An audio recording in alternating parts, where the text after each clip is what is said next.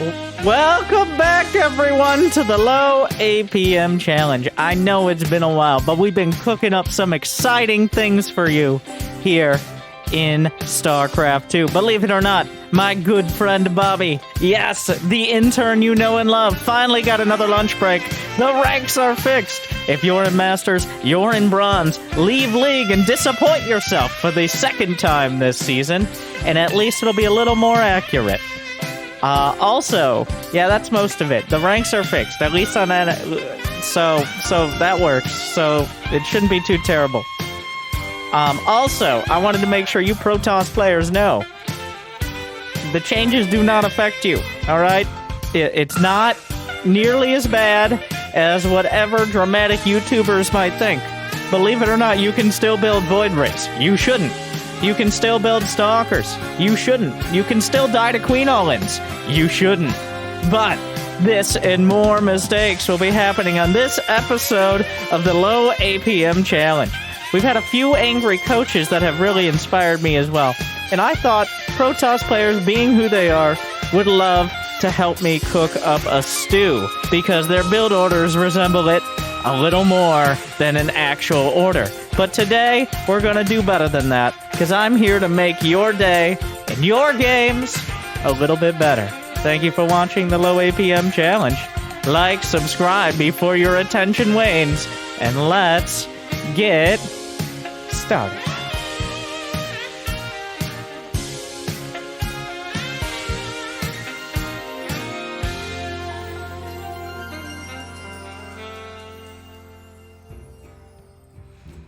Yes, what have we gone over so far? A basic expand. Probes and pylons. Worker targets. Getting 50 probes by 7 minutes. Basic scouting. Do I need to panic? Probably not. A follower. Mid-V as well. Amazon Prime. Understanding good macro here on Twitch and beyond. Basic micro ability use. I'm not exactly sure. I've left League on each. And we got to play one more game and hopefully get replaced back into it. So, it should work now, at least until the end of the season. You may still play Masters or Bronze or whatever from people who don't necessarily understand or care, but at least you, my friend, will be a little more accurate. So let's kick it off. I think what we learned, it's been a little bit.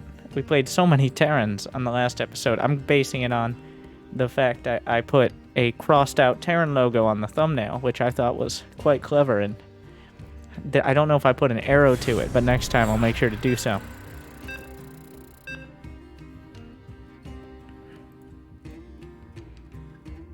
Alright. We have Bizarro Bird. This guy seems very similar to the name of a player I was playing on the higher level ladder just not too much time ago. So that is a way to start things here. Of course, slightly different name. Playing random, it seems. But Protoss players against random, I think on most maps you still just wall the low ground. I got a few questions about like when and where you wall the low ground. On a map, especially a map like Curious Minds that has a ramp, even against Protoss and Terran, it might not be perfect, but usually your best bet is just starting on the low ground, so that way you have it if you need it. I did scout off a pylon because I do want to know there's the off chance Zerglings, Proxy Rex, what have you. He's got one gateway here, so this is the worst case scenario at the moment, which is he is Protoss. But for now, I can focus. Now that I already have the low ground, that's not going to stop me from doing my normal PvP build, and Protoss does require these slightly different builds. If you don't get 2 gates, you can easily die to someone who understands. Because Protoss units are so good that if just having one more of them, depending on what the unit is a little, but just having one more Protoss unit can be a game-ending move. So, That is why in PvP we open up with 2 gateways, usually, instead of just 1. Those unit might be adepts, in which case I'm going to need to have something at the wall off. We're going to come back in and take a look. He's got 2 gates. He's got a cybernetics core. He's got 2 pylons here. Important to keep track of. I'm going to get a stalker. Well, and another stalker in a moment. He chrono boosted these. Let's just put that pylon there for now. The point of that pylon is not to actually block, it's to scout. So now I can see he's got adepts coming. We are going to put a shield battery. The reason you put a shield battery, even though technically a pylon also works, is because that gives you more time to cancel it. That's the idea there.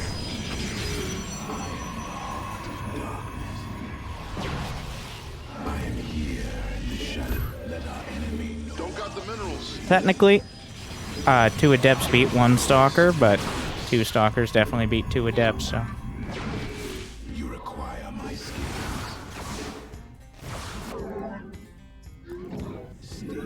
Chase these guys down.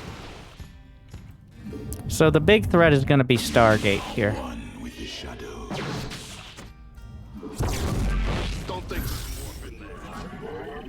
We're going to come up into the main.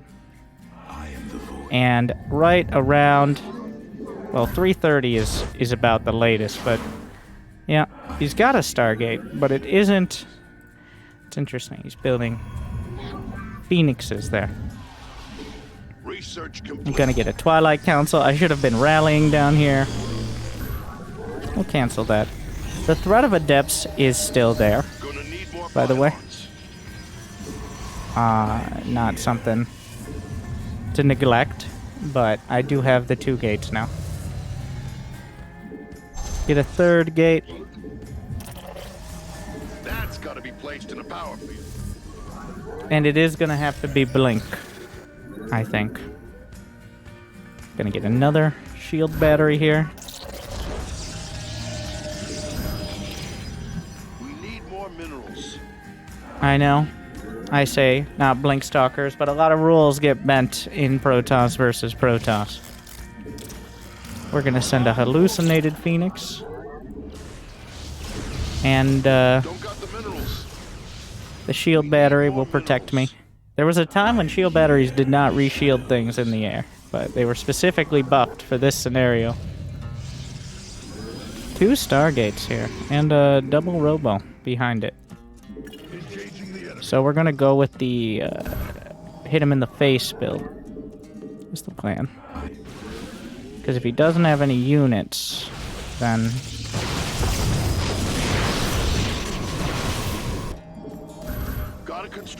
usually it becomes easier. Just target fire.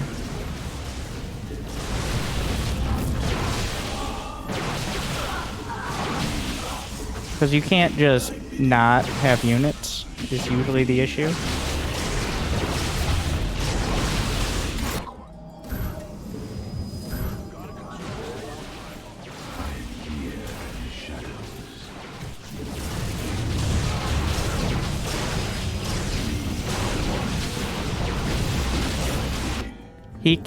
We can't allow him to just get all the tech buildings.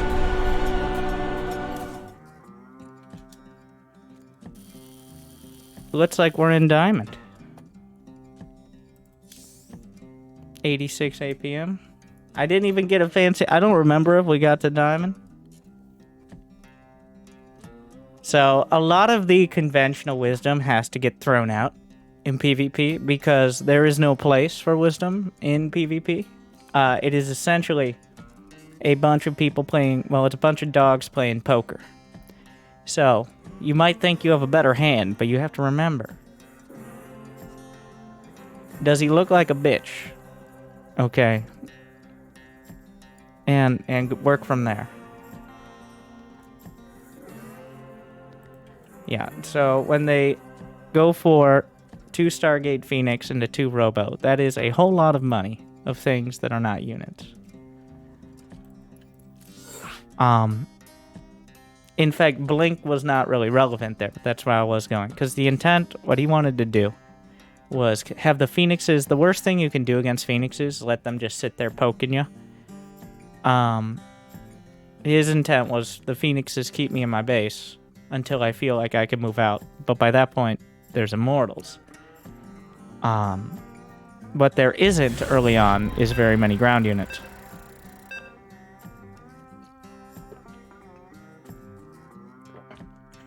So wait, we gotta check the chart. For those just tuning in, a low APM challenge, we're at 100 in Diamond 3.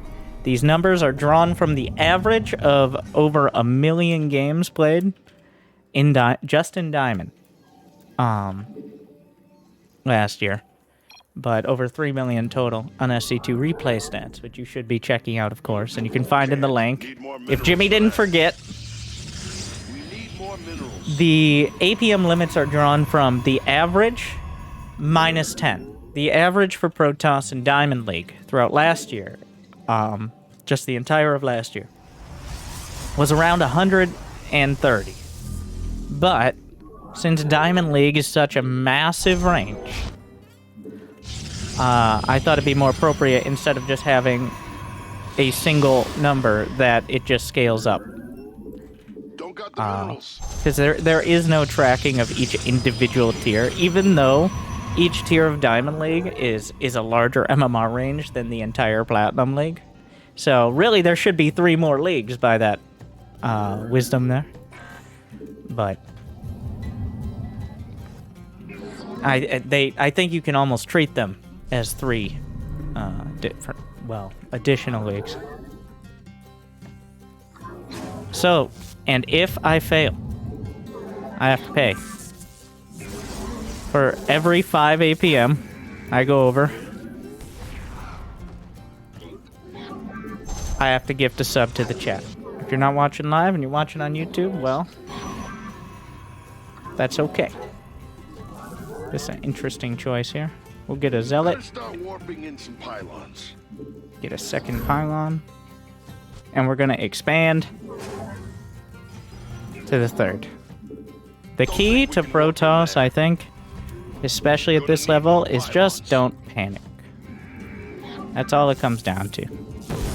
Don't panic. Because a lot of people are afraid of Protoss, even Protoss.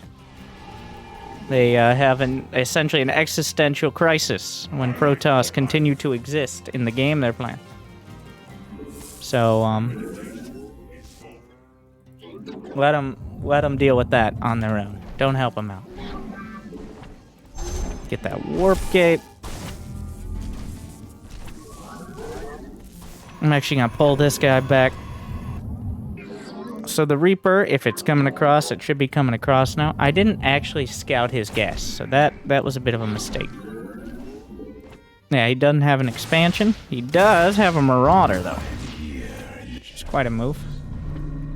So what we're gonna want is a robotics facility here. I'm actually gonna put... No, we don't have enough for a pylon. This does call for a little bit of extra action. Get another Zealot. This is the only scenario which I'd really build Zealots. Because, well, one, remember, it's probably not going to end with Marauders.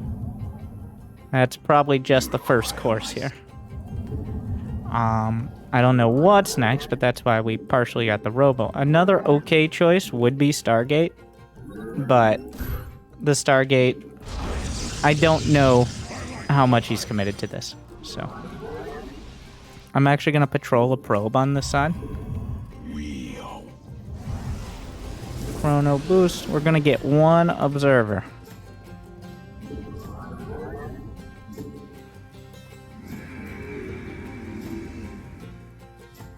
The probe patrolling is just so I don't get caught off guard. We're going to need a shield battery in the main. This is in case of drop. In fact, we'll get a pylon for the same reason. Start an Immortal. Immortal's obviously pretty great.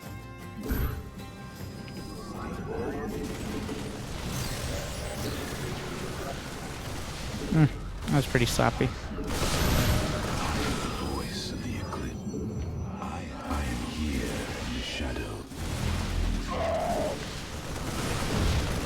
Looks like it's just a bunch of units here. So we're going to need that shield battery overcharge pretty soon. I'm trying to hold off. Don't got the minerals. Losing the sentry kind of sucked, but overall, it looks like he doesn't have much more to go on here. So with the Immortal, and the fact I haven't used the battery overcharge yet. They're going after our Yep, probes. he tried to sneak around. Do I have enough units here? You gotta make sure that Immortal is targeted. Very important. Need more minerals for that. This is where we gotta throw a little micro into the mix. I'm gonna go reshield that thing. But the Immortal just blasts apart those Marauders. I am here in the shadow. And now we have a second one.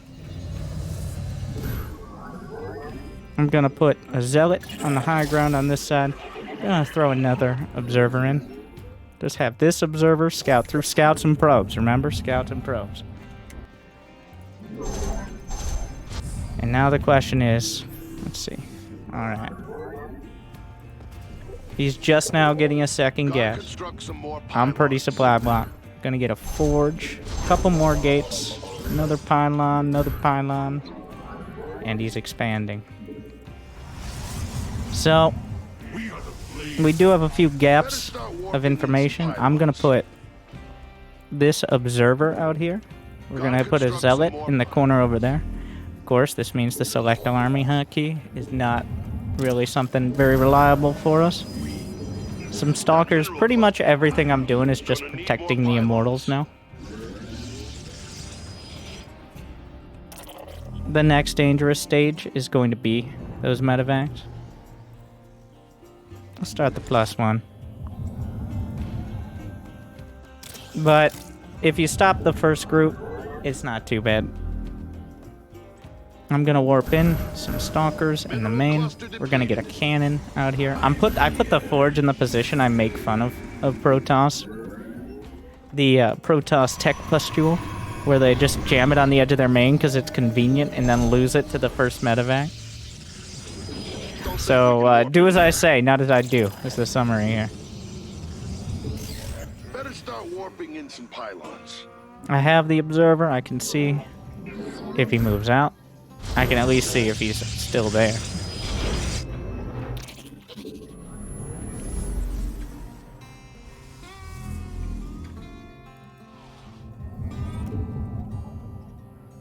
Hotkey in the Nexus. Another sentry, some zealots, and a robotic spay. Remember, the map is dark and full of Terrans. Which means, of course, he went into the spot where I was least expecting. Let's use that target fire on the Marauders. Control click the Immortals for it. But he killed a couple sentries. He got one Immortal. My life isn't getting much harder off that. Get another Observer. Honestly, a lot of top-tier Protoss will end up with like 4 observers. Because... let's check his upgrades. 0-0. So I got +1 on the way. Robo Bay is done.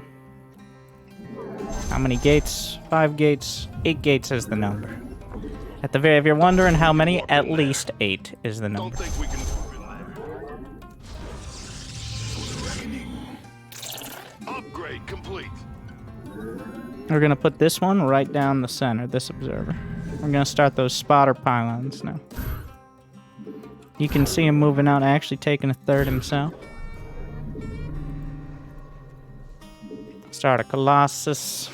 Gonna get charge. We need all out of gas. Gotta hotkey that forge in. Mineral cluster depleted.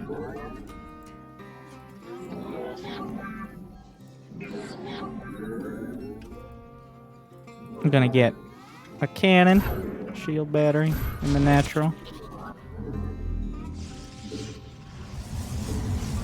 chrono. Pretty much anything that's not a warp gate is your first target to chrono. You can chrono the next side, but might as well get those upgrades started. Don't got the minerals. Now you see that observer paying off. He's looking like he wants to come through the center. Reminds me about extended thermal lance. I do have enough force field. It's going to be kind of important here. Need more minerals. So that was not ideal. I'm target firing the Medivacs with these stalkers. It was important. Not so important that I lose the fight. You don't want to be in a position where sentries just weren't far enough forward. But honestly, that was the big brain move because it baited him into attacking into my already strong army. That was an example of the existential dread of Protoss kind of dictating the game, because he could have just backed off, and he had a good enough army that I can't really move out. But knowledge is power. I knew where he was going. I knew what he was doing. He clearly didn't know my army was there for sure. So don't panic. Though the first attack, if I had scouted in his base, let's go back. If the first probe had scouted what there was to see, which is one gas, as the barracks is finishing, I would have already known to commit a little harder to units.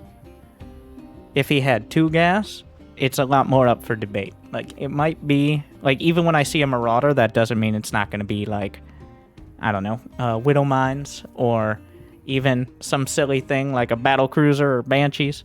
Because 2 gas means you're probably going to tech up. But if this probe had not been such a murderous, bloodthirsty nerd, and instead had actually scouted, which you came here for, then I would have had a lot more relevant information. Checking the gas is more of a tell than anything else, really. You can only build so much with 1 gas.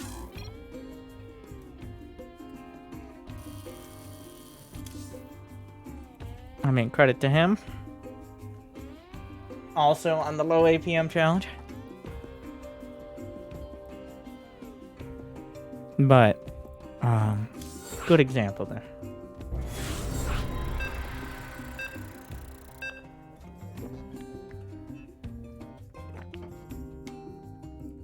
Now we got some Protoss versus Protoss. Ah, yes. Get your leashes out.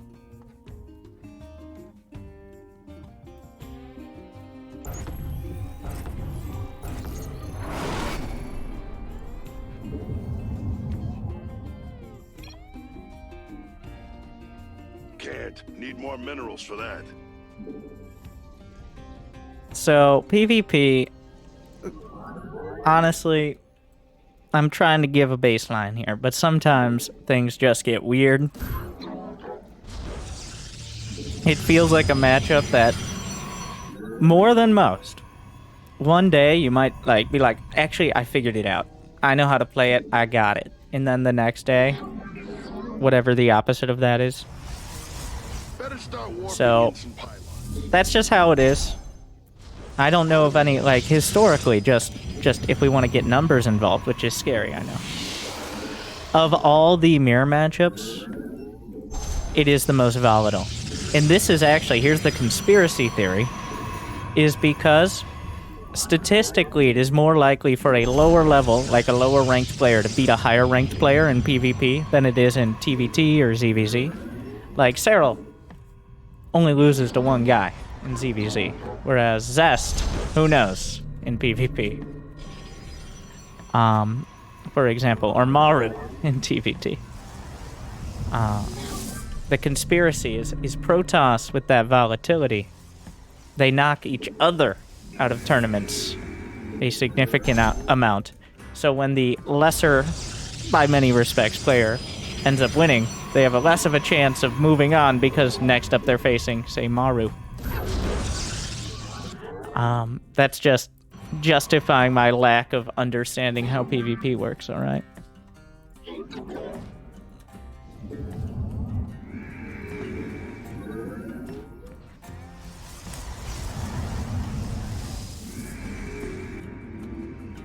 So that's a 1 Rax expand. I got 2 choices. 1 is try to do something about it. 2 is not. We're going to try to have it both ways. I'm stopping at exactly 16 and 3 probes, which means I don't need another pylon here. He's gonna build that shenanigans on the low ground, but I'm also gonna get a Stargate. Glory to the Daylon. I'm not even gonna touch that pylon. Hey, quit attacking our probes! Swan is very upset when people attack his probes. He's gonna let that finish, which is an interesting call. So right now, my expansion can't be very quick. I assume he's gonna wall this, which is why the adepts might not get too much done here. We gotta cancel. But we're gonna keep sending it in, and if he makes a mistake... Where are those adepts going? So it looks like he still has the wall. And that's how you bring the Oracle in, because it's hard to cover both sides at once. Yes, Executor. Fire shall be released. Forward. The Templar. Now I got a shift click here. Make sure I'm still building probes during all this. So this is why we do that, like, semi-wall thing. We serve with pride. Gotta construct. Looks like that research is done.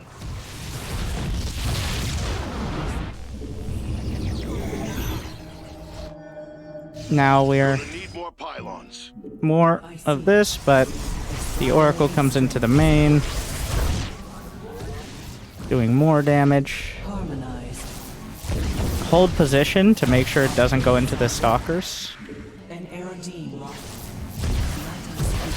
Better start warping in some pylons. Oracle perceiving. We can send that back. Gotta construct some. Don't think we can warp in there. This has actually been quite sloppy macro, but it's PvP. So I just got to set myself up to deal with the counterattack. I'm here in the shadows. Hold position again. This was extra sloppy in the sense that I lost it, so that was not good. I'm going to get 1 Void Ray. And then Twilight Council and a Forge. As well as a 3rd Gateway. So at this point I'm pretty confident I have the worker count. Get everything hotkeyed together. 2 sentries. Add an adept. At this point I'm just building as many units as I can. We're gonna just continually revelate. You seek guidance?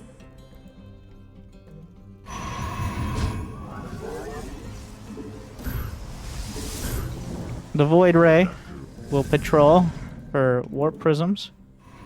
Gonna get +1. And now the question is blink or charge. An omen. Let's see if we can get a little more info here on what exactly he's up to.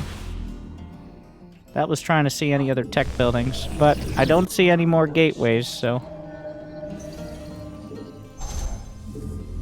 we're gonna scout around for another base. How many probes? 44. That means 2 base saturation, even though it's kind of weirdly distributed. We're gonna go up to 6 gateways. Chrono. Oh, he's got a 3rd. Okay. That was kind of exactly what we were looking for. So, Don't got the minerals. I'll partake. Harmonized. Na Zuktai. Just gonna slap that down. No risk there.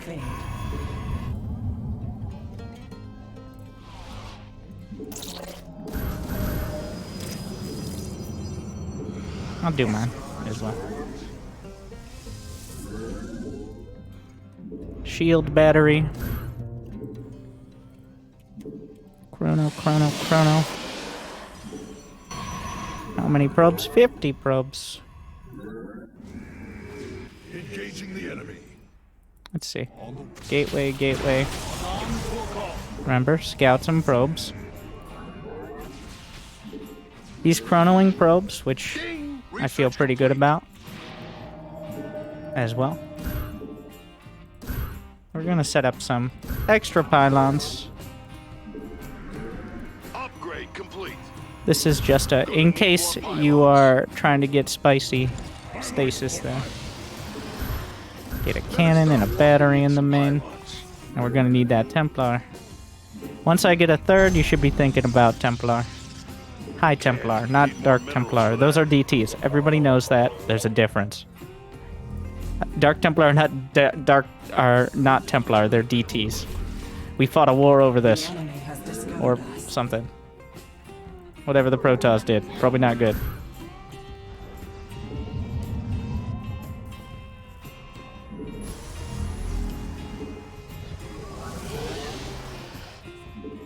Don't think we can warp in there.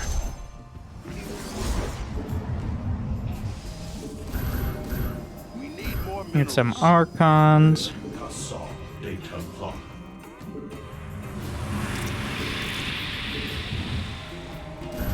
Need more gas for that. I'm actually going to turn this into a gate. Super pylon. And then, yeah, we're adding more and more. Yeah, sure. Hallucinated Phoenix. Why not? And I'm just going to blindly do that with the aura. It's taking the gold. Don't Let's got get the a second minerals. robo. More chrono. The skies. Double. He's getting robotic space, second robo. And he's getting a gold. I'm about to have +2. So this, we just found a good attack timing, is what we did. We got a pylon under Um, attack. because he's going for the robo bay, which means disruptors. We're gonna avoid that for now.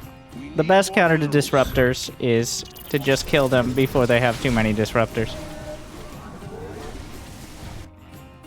I know, sounds pretty simplistic, and that's because it is. Enemies trying to take out a pylon. Gotta construct some more. I'm gonna go to the high ground here.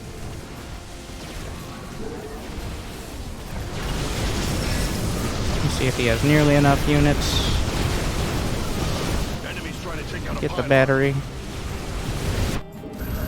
Gonna need more pylons.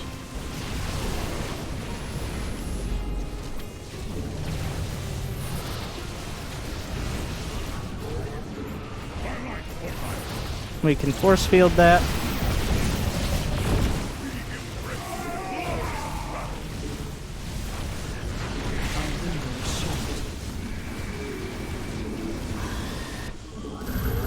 Just adding more in.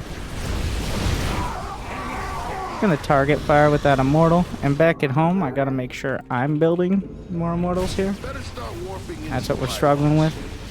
I did select all army key in a panic, didn't I? Hello. But immortals are pretty good units.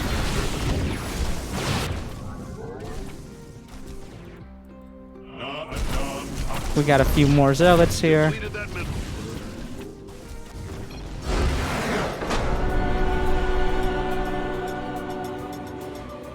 Yeah. This is the matchup. I think PvP, instead of being the crazy matchup nobody understands, this is your chance to actually scout. Because in Protoss, you should know as a Protoss what units they can build. I know, it might sound like a lot, but that's because you are also Protoss. So it's not really a pick ban situation. Just because he does disruptors doesn't mean you can't. But let's be honest about how comfortable you feel controlling multiple things.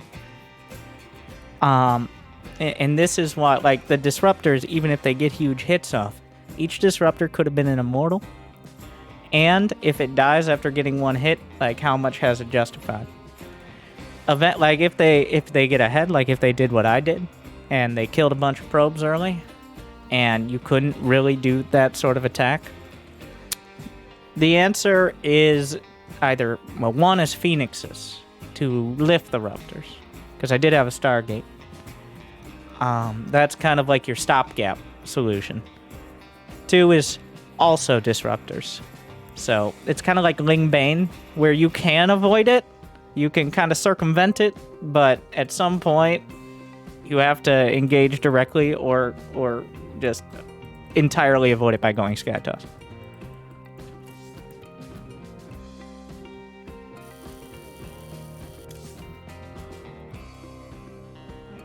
On point.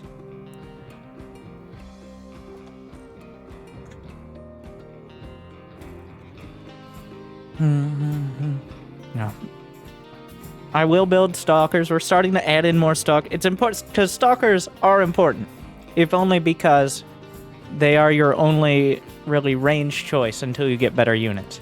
The problem is a lot of people get stuck continuing to build them when there are better choices.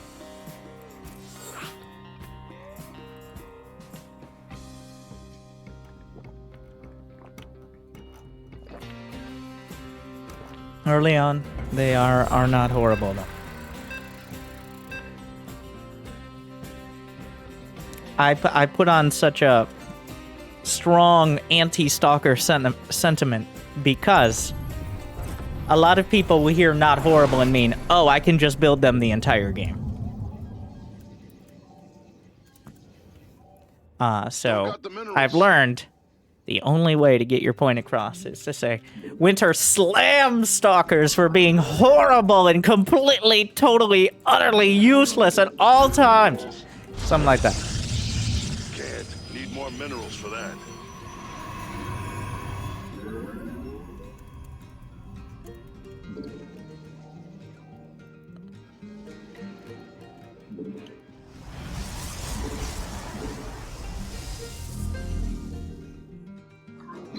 I'm gonna do a creator. So creator builds his base.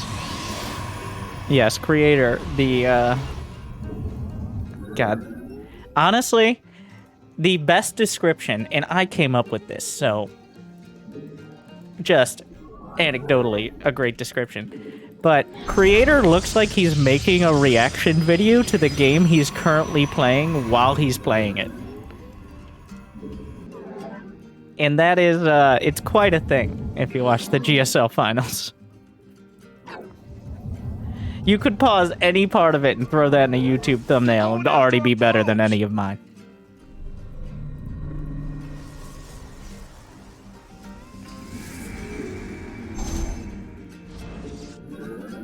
So he had 1 gas and a barracks. My work here is done.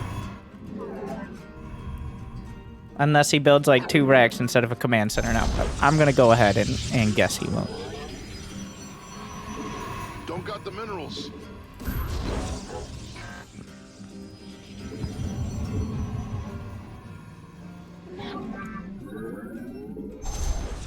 Alright, team. We all know it's illegal to go out more than 16 on minerals. Punishable by inefficiency. Too much factorial. Honestly, I think Protoss are the most obsessive about this because it is so easy for Protoss to manage it. Like the other races, their workers either become the buildings or have to spend time building them. So that leaves them potentially vulnerable for a time. Alright, we're gonna split. Don't run, probe! You require. Very well. I accidentally hotkeyed all my it's a disaster. How many times have I yelled at people for panicking over one? I'm not really panicking, I just suck. Which is a difference.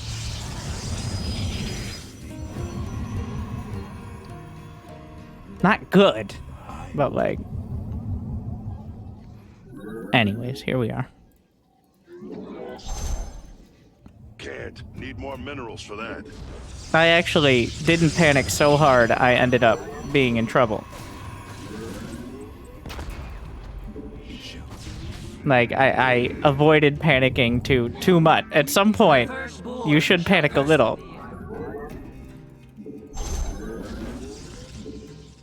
I suffer from both overwhelming modesty and calmness. It is tough. I will say. And both of those are real things. Alright, robotics bay. I'm leaving a little space, because otherwise I think I might accidentally wall it off.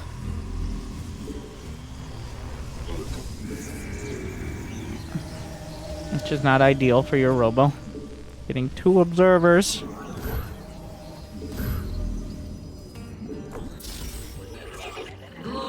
I'm actually gonna put the stalker on the wall there. So the timing for a Widow Mine drop, which is always important to consider, is around 4:30 to 5 minutes, depending on how on point they are and several other factors. But around 4:30 is when you can expect the earliest and most competent of Widow Mine drops, at least. So, and that is one of your mainstay builds, especially in Diamond. So, I've got my eyes peeled. My oranges peeled. I am here in the shadows. We're gonna scout in here, start that Colossus as soon as possible. It looks like he should have a Widow Mine drop, according to my calculations. He has a 3rd base on the way, though, too. Gotta construct some more pylons. He definitely saw the observer. Which means we're gonna do a little bit of dancing around there. Got forces under attack out there. That's just not very nice.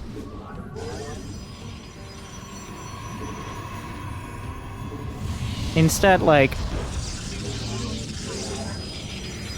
there are 2 different styles. One of them is obviously much more popular. But there's the kind of turtle up style of Protoss, which I'm doing now. And then there's the quick 3rd, but a medium speed 3rd, like a 3rd base at 5 to 6 minutes, I think is just more vulnerable overall. Because it's not finished yet, you don't have battery overcharge, stuff like that. So it ends up being less helpful. Better start warping in some pylons. I am gonna want a base, of course. He has Hellions here, which is interesting. Gotta construct some more But at this point, I feel kind of obligated to just get a couple Colossi before I do anything else. We can warp in there. Probably overdoing the unit count. But what I found is a lot of Terrans just will try to drive that Marine Medivac point home. Hello. We're gonna control click the stalkers onto the tank. Make sure we're hitting useful things here.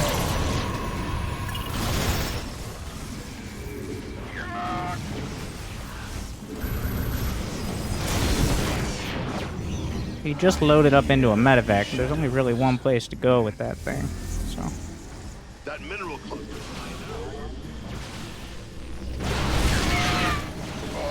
Yeah.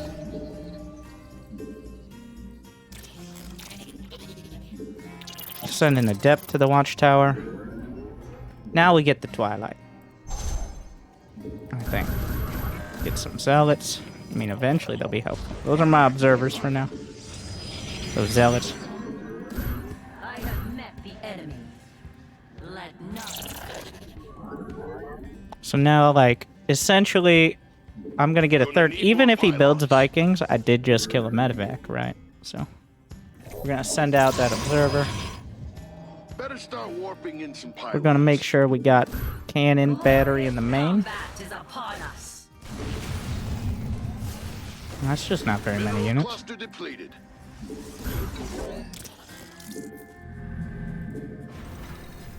Can't. Need more minerals. Even for though that. I'm building all these stalkers, we're still going for charge.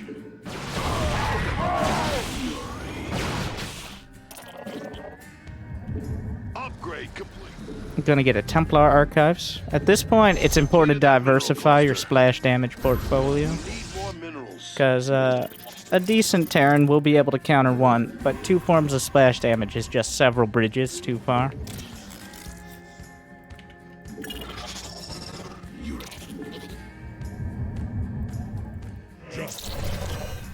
Alright.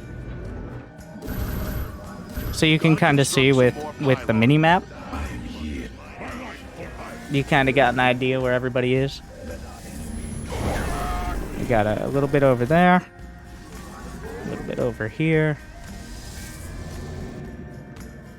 Better start warping in some pylons. Gonna make sure we got those spotter pylons. Also, I just need pylons in Don't general. think we can warp in there. Gonna get more upgrades. And another robo. And a 4th. Don't think we can warp Because I'm in supply blocked anyways, to be honest, so.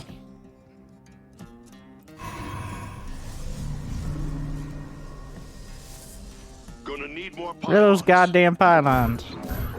I'm sorry, Swan. I'm trying. How many probes? I'll build another round. Better start warping in some pylons. Oh my god. Don't judge me. All out of gas. Let's see. Any Vikings yet? I don't see any, but Ding. I have Research these. complete. This army is hotkeyed on Don't 2. think we can warp. A lot of Terrans, especially at this level, will fancy themselves multitasking players. Like, to a fault. That mineral So just cluster's having, mined out. getting experience with 2 armies. This is just like PvP is your scouting test. PvT is your army splitting test. And PvZ is your teching up in time test.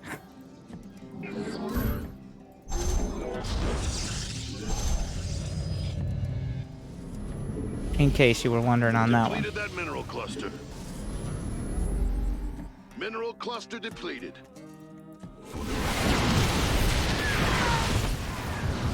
That's interesting. Upgrade complete. We glory of battle. Hassan, I return to serve. We're not getting Storm, just the Archons here. Get the Observer speed. Chrono boost. I mean, we're about maxed, so at this point, I need to be careful not to overdo it.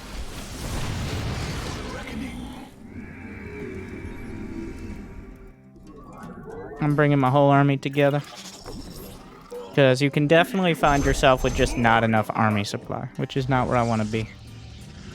I'm getting... So, at this stage, the most dangerous thing is Liberators, actually. Ghosts are rough, but they're not nearly as dangerous as ranged Liberators. I get that Observer out there. Any upgrades finishing? Yeah, we got one. Chrono. Upgrade complete. I'll get a Darktron, some more Don't gates. think we can warp in there. Get the gas. Essentially just checking off all the boxes here.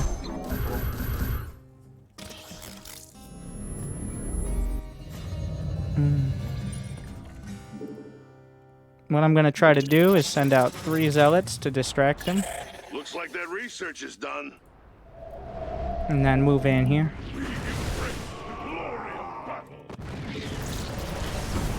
I'm going to move the sentries up.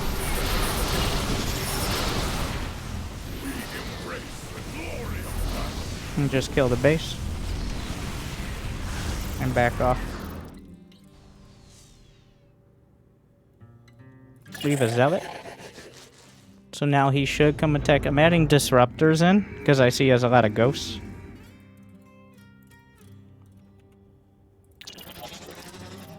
And, of course, I got full vision throughout all this.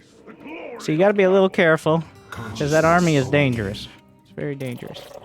He has a very large army. But if I attack where the Vikings aren't, which is here, I'm gonna blink those stalkers over.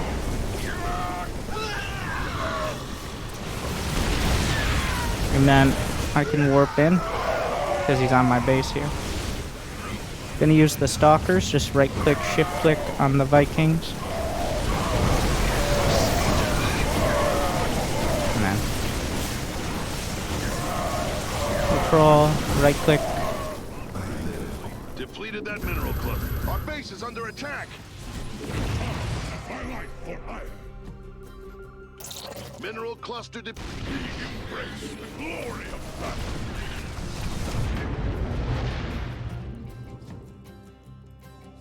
The disruptors are more of a if I'm feeling like shooting my own zealots unit, to be honest. That's usually how they end up being at this stage of the game. We're gonna siege up the observer. It's got a lot of tanks, so that means Archons. Can't do that. We're at maximum. Assault data lock. Good one. We're at max supplies. How many Upgrade probes? complete. 86 probes, definitely pushing it. Seek enlightenment.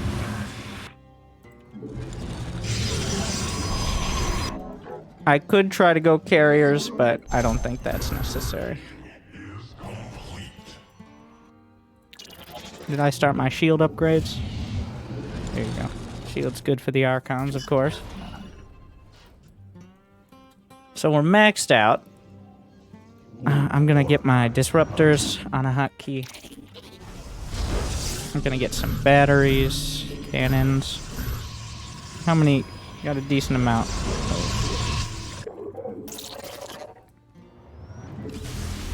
Guys are exhausted.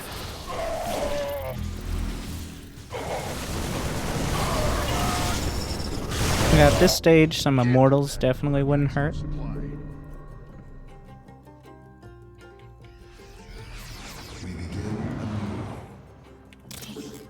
He's moving up with the tanks, but he hasn't sieged, so we're just gonna fire some shots.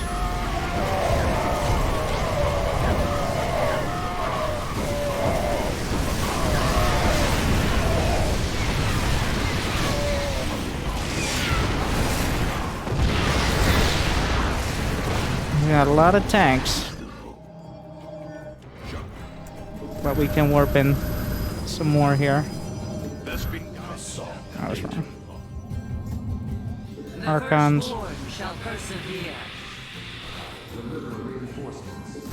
And you see what happens when we have disruptors for too long. What do we do with these things? I don't know. Seems like a lot of micro.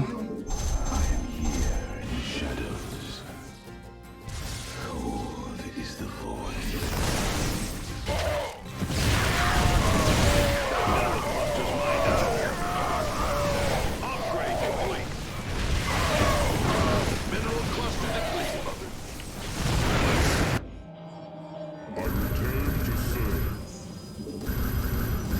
So this is where the APM skyrockets, because you're just building so many units. Intriguing.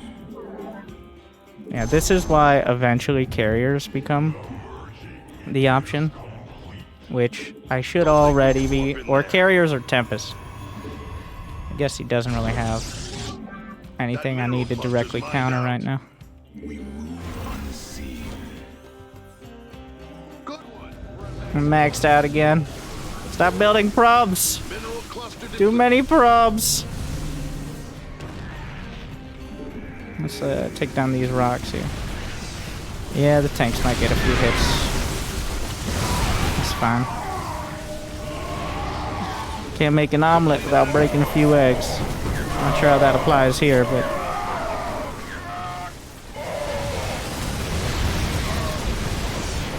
You guys get in there. Upgrade complete. Assault data. I like what I.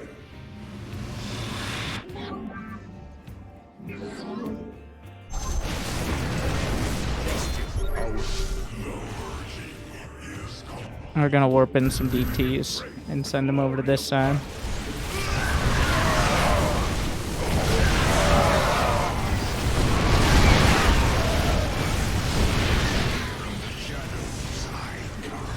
That mineral cluster's mined out.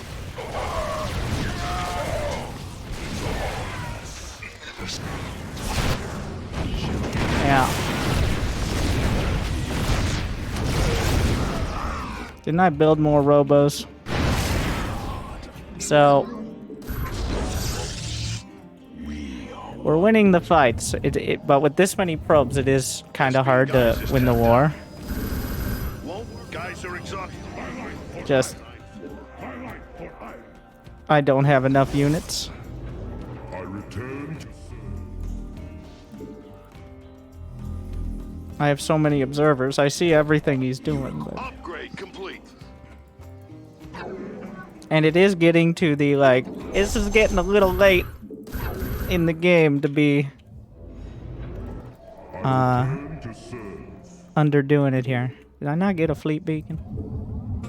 Don't think we can warp in there. Can't do that. We're at I'm maximum maxed out supply. again. I'm trying. we embrace the glory of Jimmy! In this case, literally! Mr. Neutron!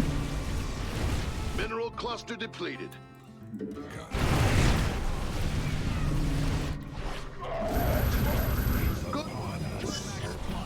Okay, so you gotta make sure when you recall to the right base. A lot of players aren't very diligent about that. They just press the button, which sends it to the nearest base. To where you press the nearest base with recall. So that obviously isn't always the ideal choice.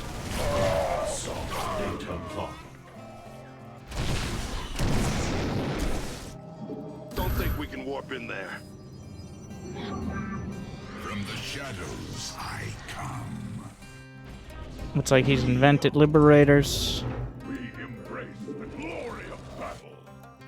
Veraku. I serve.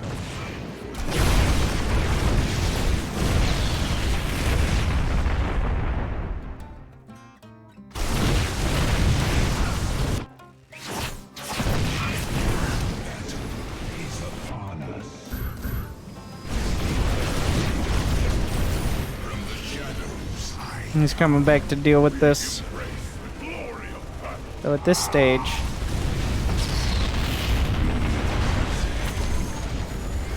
just walk through.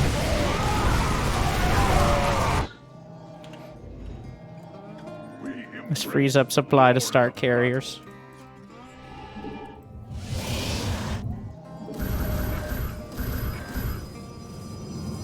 My life for iron. By your Do I have storm? Did I ever get? I never actually pressed the storm button. dark. Classic. Don't think we can warp in there.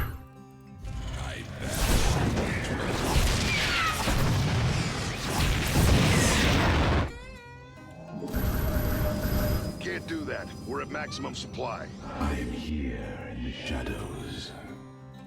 We seek and you require my skills. Nasperu. Cold is He should be out here. Yep. Right click.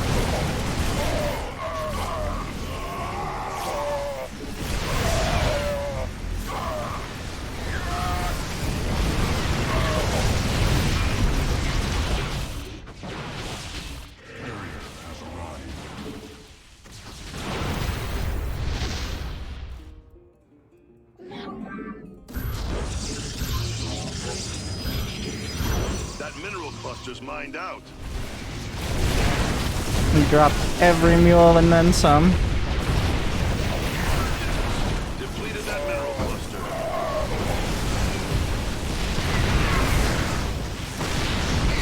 Ding! Research complete. So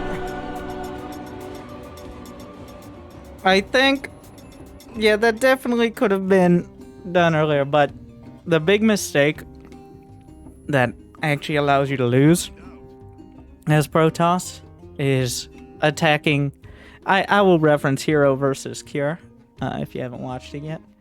But when you have map control and you have an economic lead, it's not on you to end the game. Yeah, like, you don't want to just let them do whatever they want, obviously, but Terran is quite good when you're running through a choke point. So, trying to avoid that as much as possible. It was close. It was close. We definitely had to manage the efficiency near the end, though.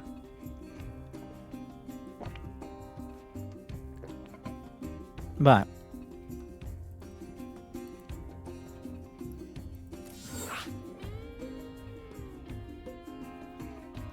didn't quite get there.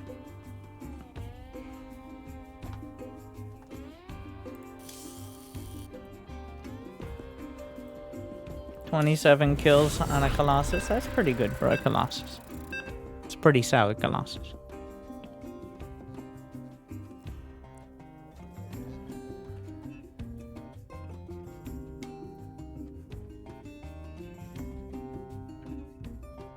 Alright, the Zerg.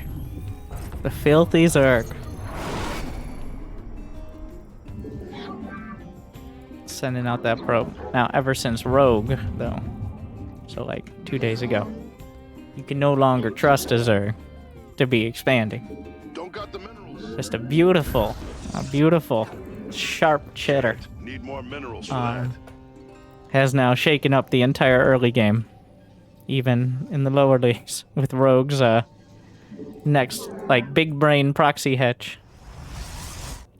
Which will, I think, be forgotten in a week when people realize that their opponents aren't smart enough to get fooled by it. But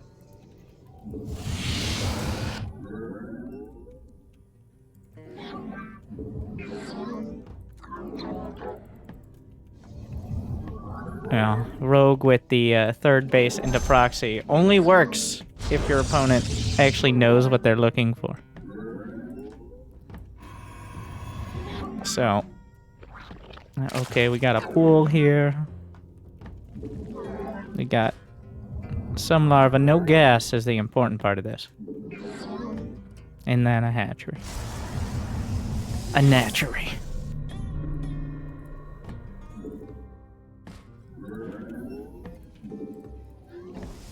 Which means, while I am going to have to wall off a little quicker, there is not much obligation to panic. A maximum of 2 Zerglings are coming out now. In fact, that was just a drone that finished. So, a maximum of 0 Zerglings are coming out now.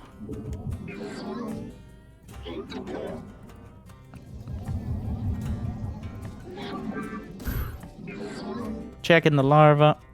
Oh, he went for the gold, didn't he? Mm-mm. Mm-mm-mm.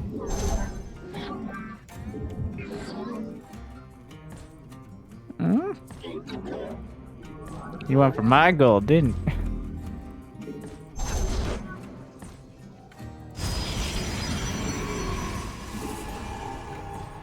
We need more minerals.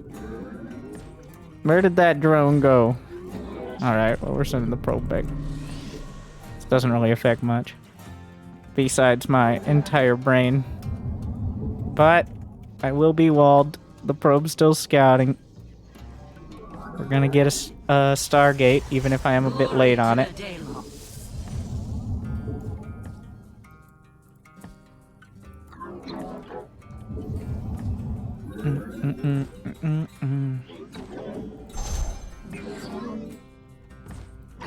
There's plenty of drones here. Now we'll lose the probe, but... Is he mining gas? No. I really think there's a hatchery somewhere. But I'm not sure where. Found it. Actually. Yeah.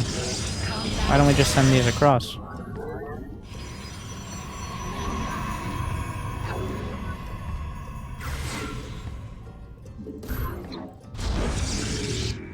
Give us your command. I'm gonna get a Void Ray. Chrono boosted out. Yes, Executor.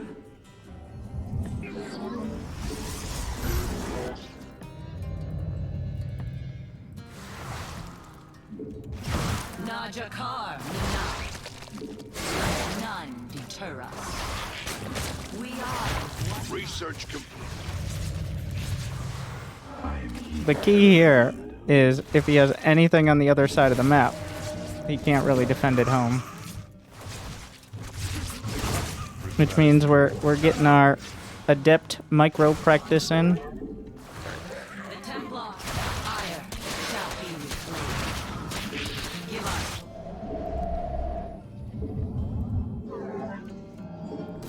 Why not a Gonna couple need more? pylons.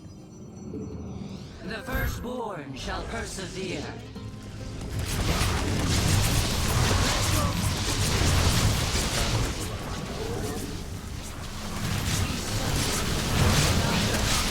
Gotta construct some more pylons. Gonna need more pylons. Don't think.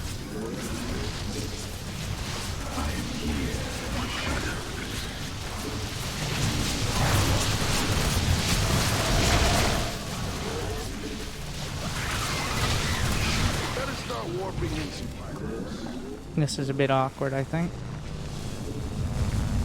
He's long distance mining. Gotta construct some more pylons.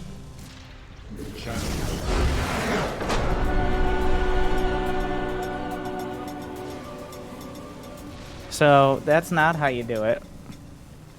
He had how did I know? One, I kind of saw a drone go out. Two, he didn't have a third. Three, he had no gas he was mining. So either he's just forgotten 1,000-something minerals somewhere, or yeah. I didn't think it, because that was so late. Yeah, that's not how you do it. It was so late, just a normal build defends it. The batteries were helpful, but I think I would have been okay even without the batteries. Especially considering all the adepts.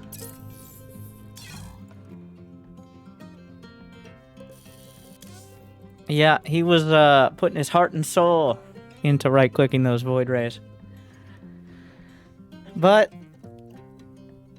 didn't quite cut it. Not even sure there were 256 actions in that game. But here we are.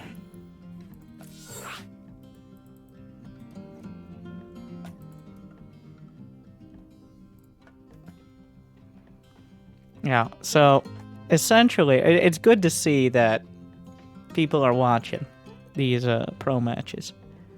For those who missed it, Rogue did some of the biggest brain proxy hatches. Except what he did was he canceled his third. So Creator blocked his natural, like everyone does, right? So Rogue took his third.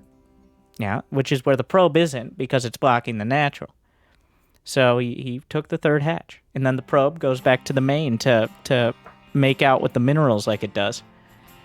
Cancels the hatch, sends the drone across, proxy hatches right outside the natural, because you're not scouting again until later. He even transfers drones to the third, which you usually do, because you have 16 drones you transfer, except they transferred it into spine crawlers on the other side of the map. So, like, he played right. The only reason this worked is because Creator is a smart player, and Rogue showed him all the information he needed to think it was a normal build. My opponent in that game, one, didn't do that build, and two, well, in every way it was not that. Besides the actual theme of it, which was proxying spine crawlers, the rest was just so slow and obvious that even if I hadn't scouted at all, I probably would have been okay, because he was kind of tripping over himself to try to make it happen. Though, you gotta be on the lookout for these creative builds after matches like that.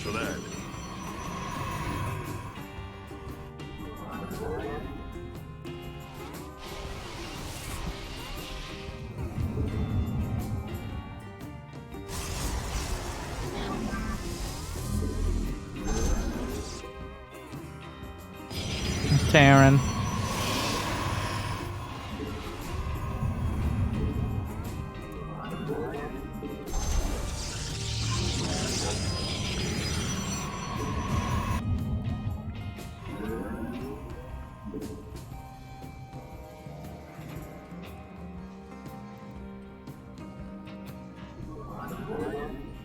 I've been going for the Cyber Core before Nexus. It does feel safer, but it isn't as efficient. A lot of Protoss lately have actually just been going for the early Zealot as well. Like, they've been building a Zealot even before, like, you don't even need to see anything, you just build a Zealot. Which, I'm not sure I'm on board with that. It's pretty nice to have, but I don't think it's super necessary. It's definitely a... Alright, we'll do a little bit of blocking there, and then move on with our lives, because the Reaper will eventually show up. We need more minerals. Don't got the minerals. Sir? Please, sir. Let my people go.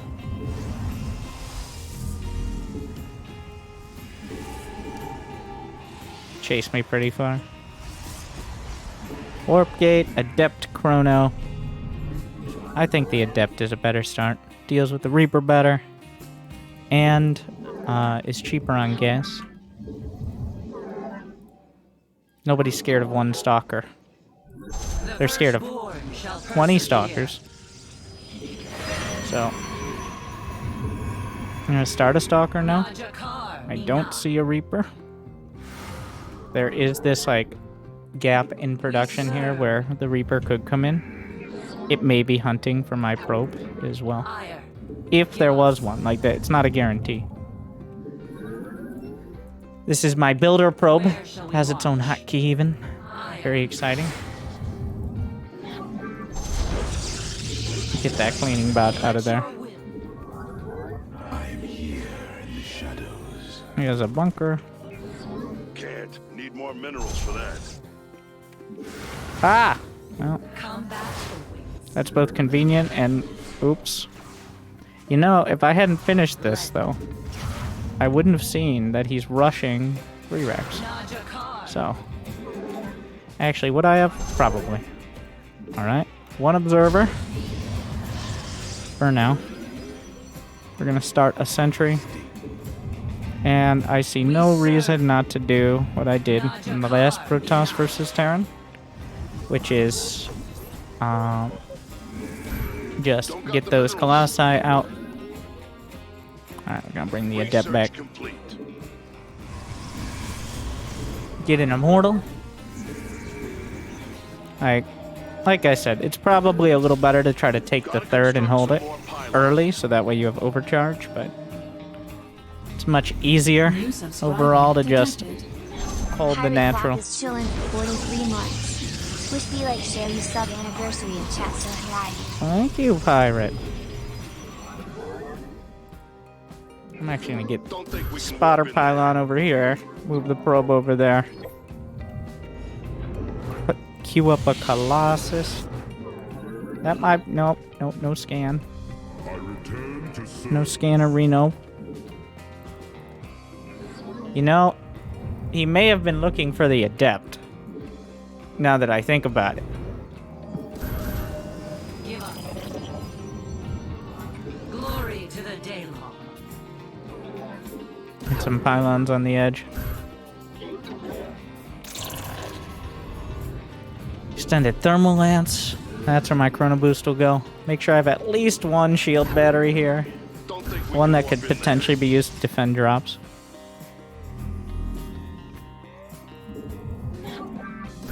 Another spotter.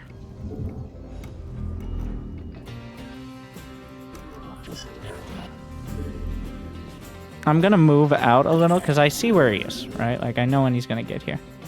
So if he scans my natural, I do not want him seeing my Colossi. Which increases the likelihood he'll just walk into them. Doesn't make it a guarantee, but...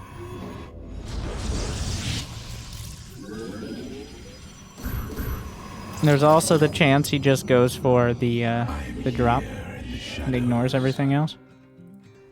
So... I'm gonna hold this ramp with my units. And this one will be spotted with a probe. He's going off to the left side here, so...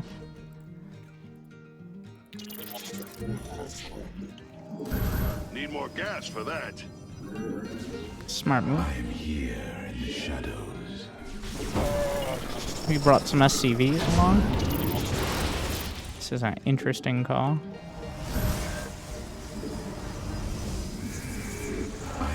We're gonna have the Stalkers already clicked on this.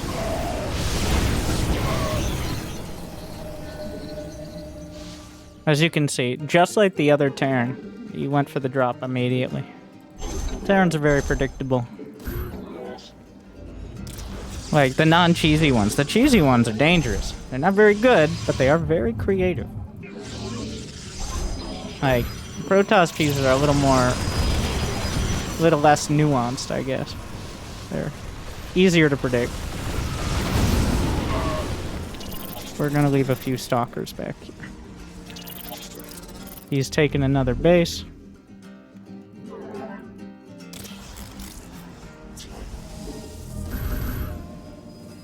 Make sure we have a shield battery. He lost a Medivac trying to come in a third time. Which is, yeah.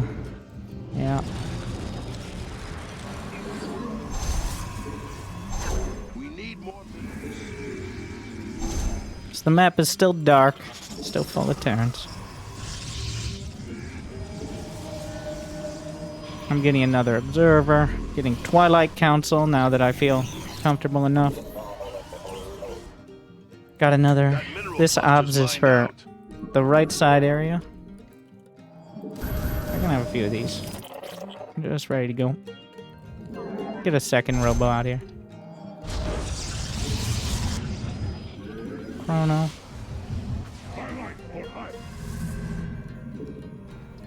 Get some charge, Templar. A couple more gates already on the way.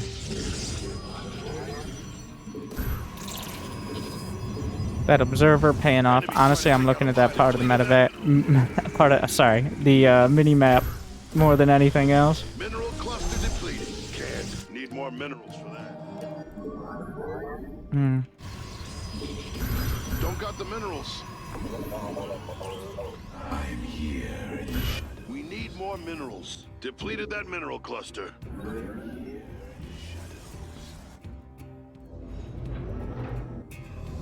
4 Stalkers, 5 Stalkers, I believe, is a 2-shot with +1. I'm not 100% on the math. Protoss isn't so much about math, no. It's about feelings. Gonna have an observer at the center of the map. He's making Vikings now.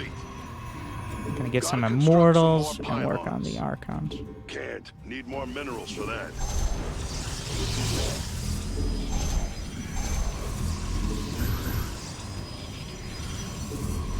We're gonna try not to overdo it on the probes at this point.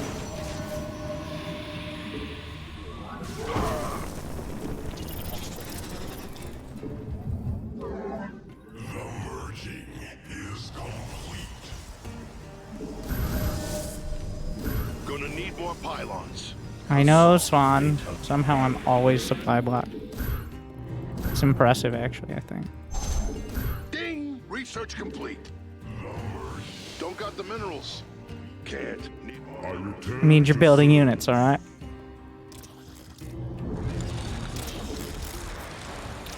Nope, not a scouting immortal. Better start warping in some pylons. We need more minerals. Now that I'm building this base, we're gonna move the observer out a little further. Gotta construct some more pylons. How many? We're gonna get up to like 75 probes. We only have 10 gates, which sounds like a lot. It's not. Don't got the minerals.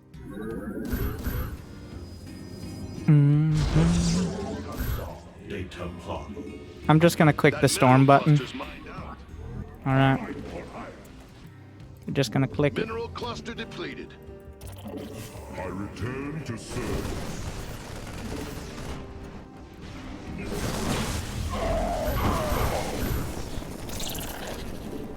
Keep a few stalkers back there. We'll have a couple Templar at the back. Get a prism. data plot.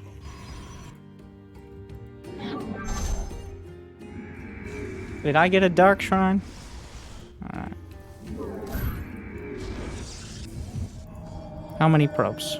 73. We'll add another round up to 80-ish. And now we'll move. Depleted that mineral cluster. So the idea here is we're going to do whatever he can to get him looking the other way. That mineral cluster's mined out. So, Good one. first We're at things max first, supply, we can just so try a few zealots over here. Warp can't do Prism, that. We're at maximum supply. added with the main Research army. complete. Chrono. Upgrade complete.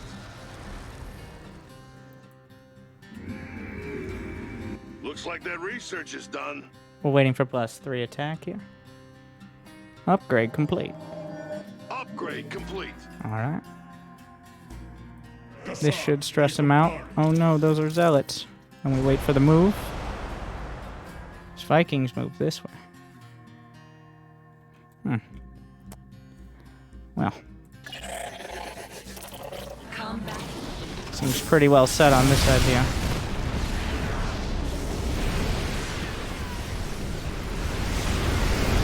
Get a force field up to that top side. I will lose the Colossi here, but That's got to be placed in a power field. and the Immortals. That's a bit annoying. But we knew that going into that battle. Angry That was Outworld very was chilling likely. for 1 month.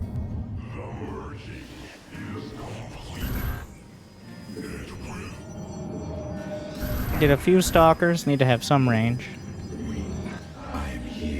Probably gonna bring those Vikings in. Back off a little. What upgrades? +1, +2, so not huge here.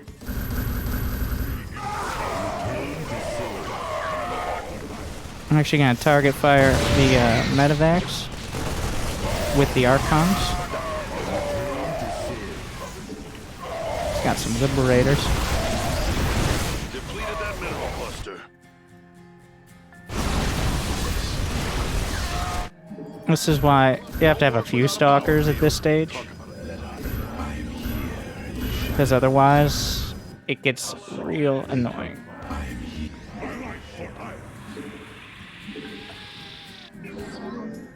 Upgrade complete. Don't think we can walk. Because Archons just, their stubby arms have a real tough time. They just do.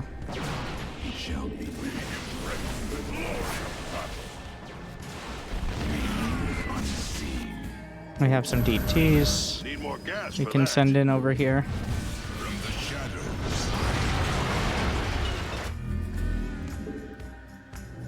Not enough Vespine. For the reckoning. Make sure I right click close enough here.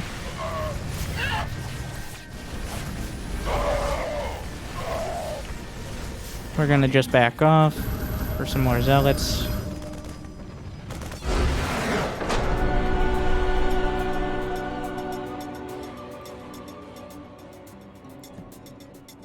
Vespine guys is down. And we grind it down.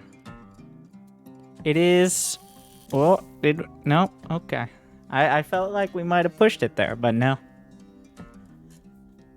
Still there.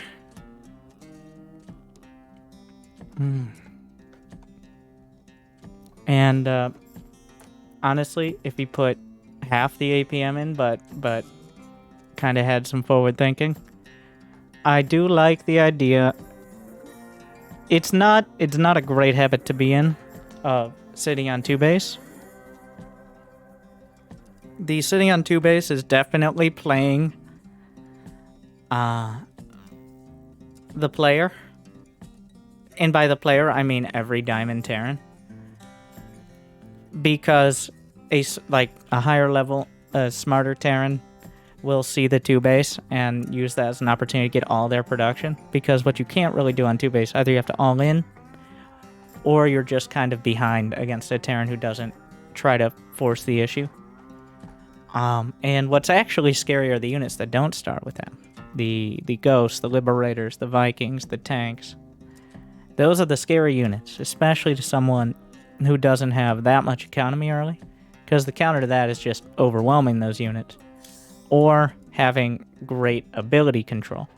And I think we can all be honest with ourselves and understand that charge lots are less APM intensive than Disruptor, Blinkstalker, Storm. So, the idea is, by batting down the Medivacs, there's plenty of space to eventually work your way to charge lots and Archons. And Immortals, the CIA build. But be aware that it does, against a more passive turn. And the reason I was doing it is because I scouted the barracks pushes. If there's not a barracks push, and they're going 1-1-1, which is indicated by maybe a Widowmine drop, or you just scout, they're not like outright, then you do want to take that third before the 5-minute mark, because they don't have the units to punish you.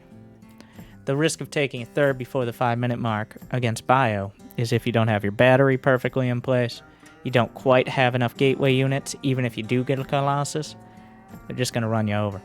So that is why I'm sitting on 2 base. I don't want that to become just we sit on 2 base, because at this point we do have to kind of acknowledge if they're not going to do some ill-fated Medivac push, you do get behind economically. So.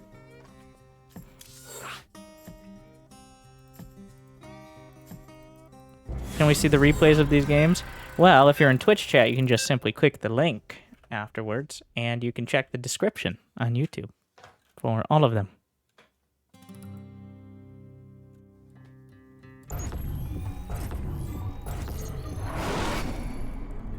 And you can download for absolutely free. Yes, free.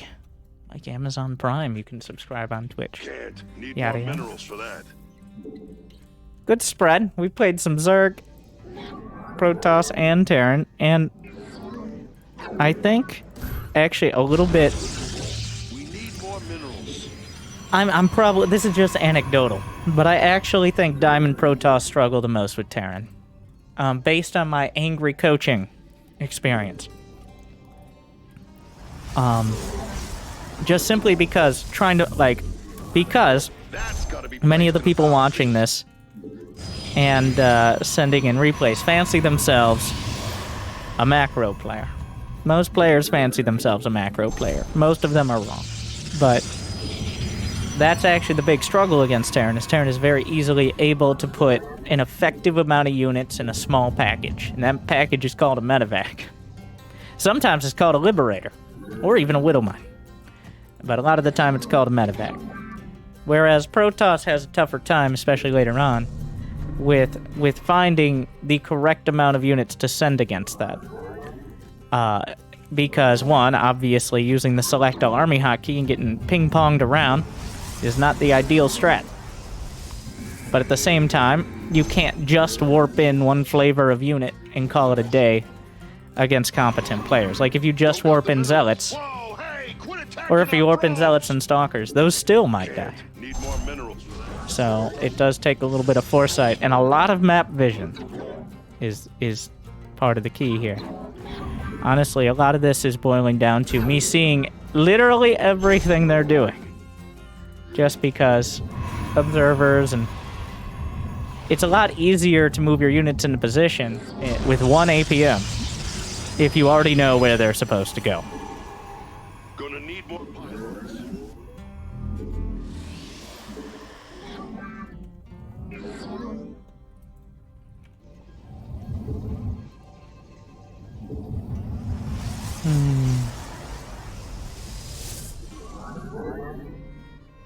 So, Adept, High Ground, then a Stalker, then a Robo. Once the Stalker's about halfway done, I'll send the Adept out. He may not have even gone for a Reaper, but we're not taking that chance.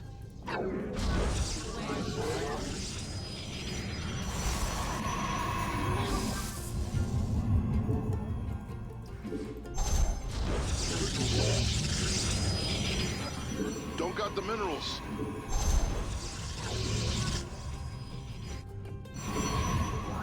Get a sentry.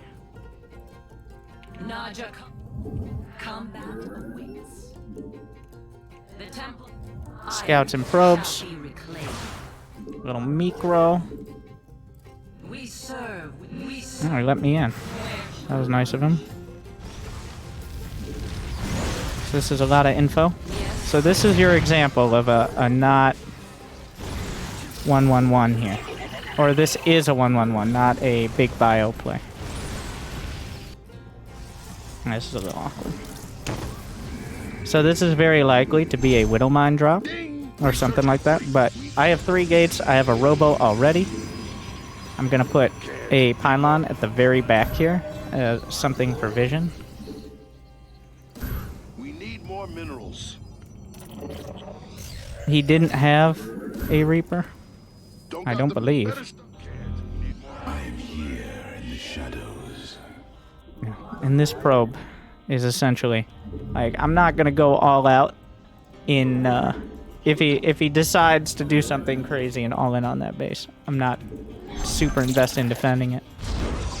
But you see with the probe at the watchtower, Offrace is under attack. this is a distraction he's doing here. Very clever.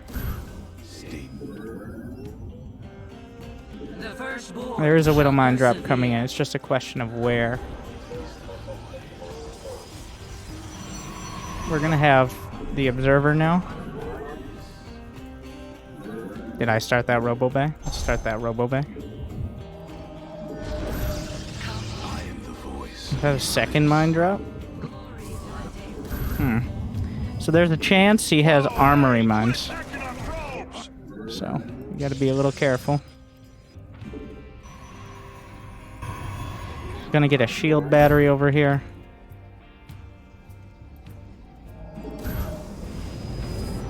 They're going after our probes.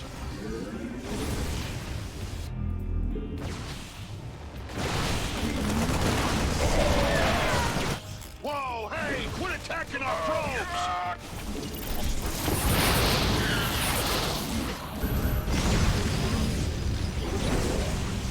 The firstborn.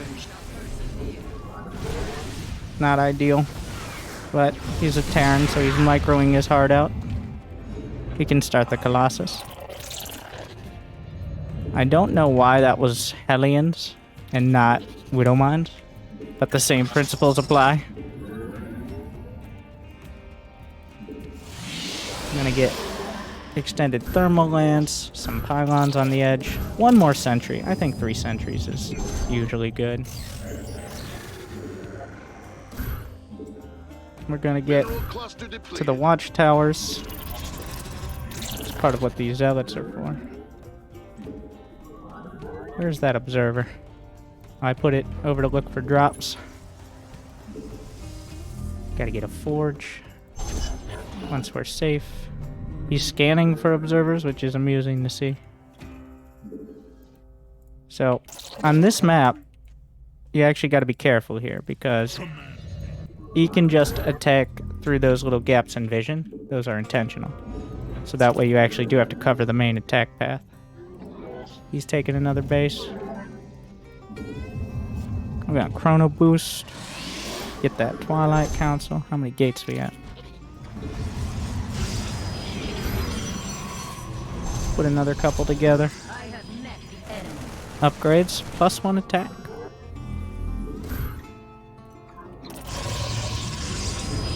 Chrono. Don't think Another we can warp couple. in there.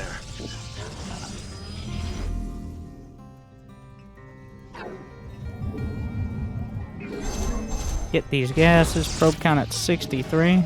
Don't got the minerals. I'm gonna put Depleted 1, that 2, mineral 3, cluster. 4, 5 stalkers in the main. Enough to 2-shot those Medivacs. Warping a couple more to be friends with my Colossi. They like having fans, even if those fans are stalkers. Well, looks like he's going for a bio army. Based on the barracks that's hanging out there. Not incredibly surprising. We're gonna get the Templar. Get another Robo.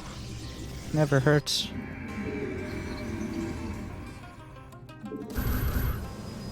Honestly, 3 robos sometimes, I think. Get a cannon and a battery in the main as well. Just gonna patrol these. Get a 4th Colossus. There's a Raven there. Which means, like, I could go for a feedback or something.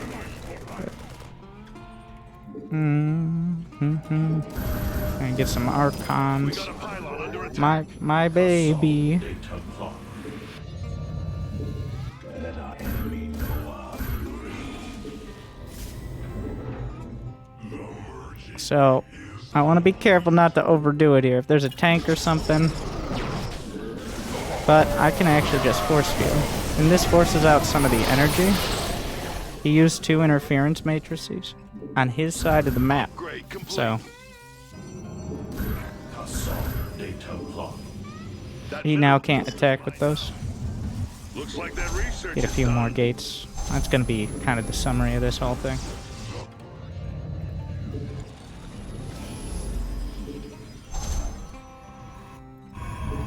Can't. Need more minerals for that. I'm here in the shadows. Couple Archons.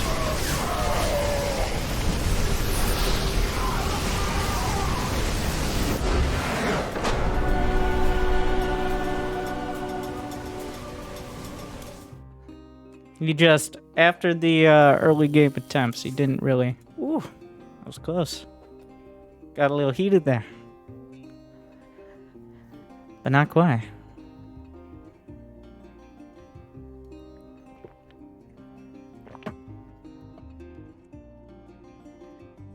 But Twitch chat, once again, remains subless today.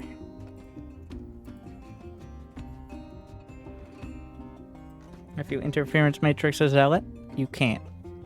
You can only interference matrix mechanical or psionic units, and the zealots aren't in tune enough with the Kala to be psionic.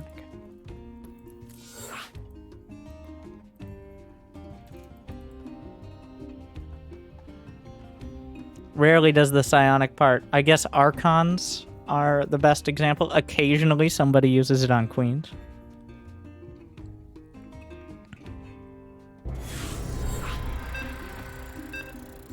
But otherwise...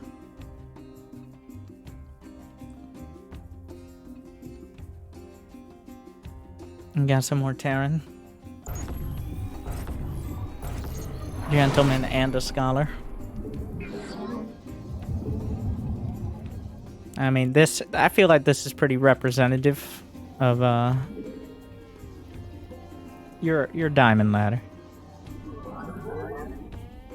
We had a Zerg who tried to do a mediocre all-in. Don't got the minerals. We've had a bunch of Terrans who fancy themselves multitasking players. And we've also had Protoss who exist.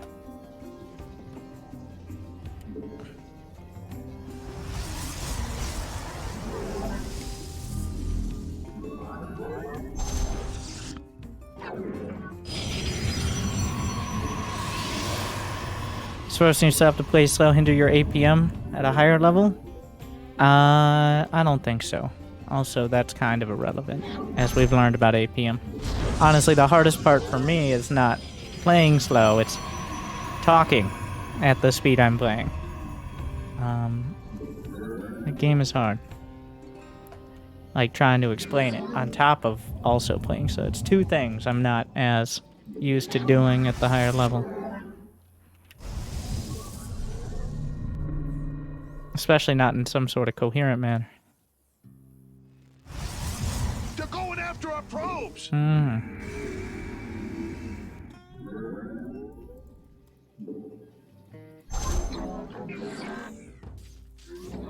That's just not very nice.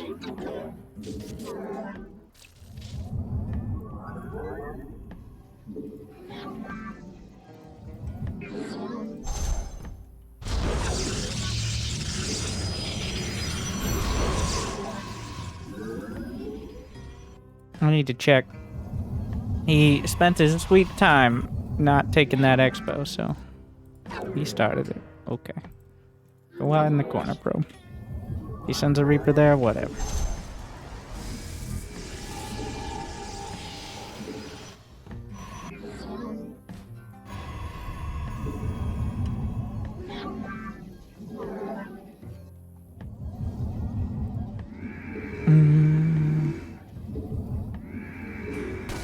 There's, oh, scared me.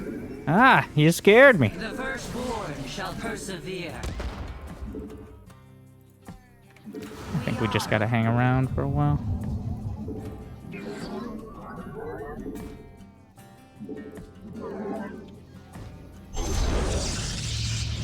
Najakar now to glory.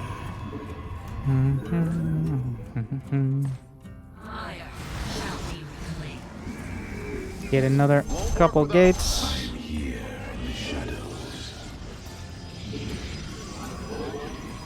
That's gonna keep the Stalker in the middle ground here. Let your will. Adept coming across.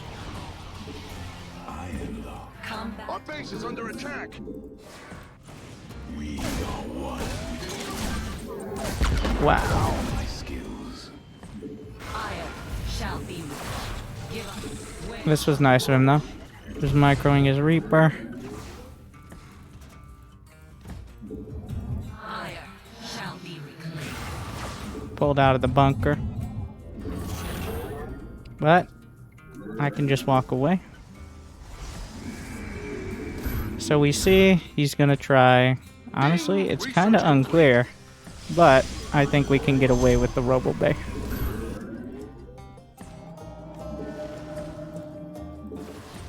A little bit of select all army action. Do I want to take a third? I don't think so. We can warp in there. We serve. He may have a starport somewhere, but that seems kind of unlikely. Did I not get a... I did get a sentry. Second one. Now we're saving up for Colossi. Gonna boost some probes out here. Faith. And this one looking for drops.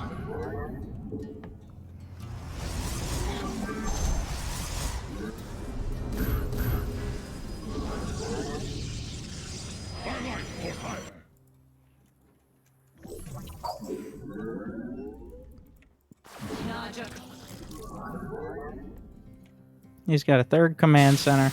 Late on that starport. This means one Colossi should be enough.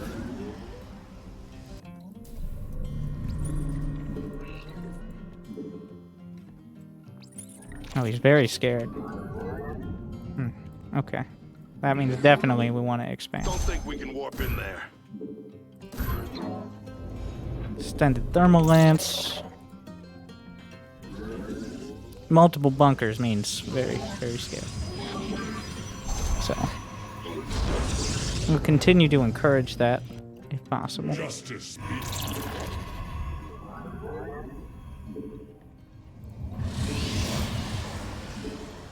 Better start warping in some pylons. Couple shield batteries here. Third sentry. 50 probes. Alright, time to add on some gateways. Don't think we can warp in there. Can't. Need more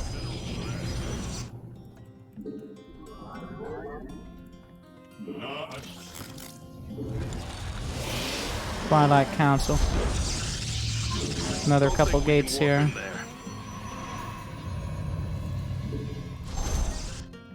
Don't got the minerals. Did I see something up to the top left? We need more minerals. May have been a Medivac of some kind. Just gonna move this a little.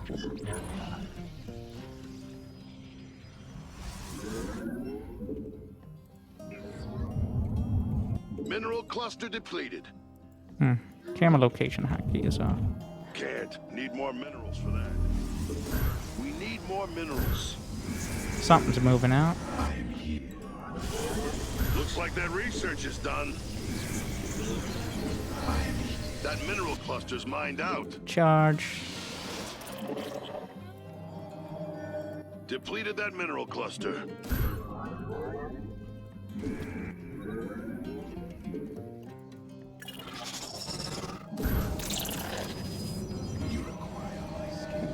He doesn't need to see this, though. I didn't do a good job of hiding it now, did I? He may scan now.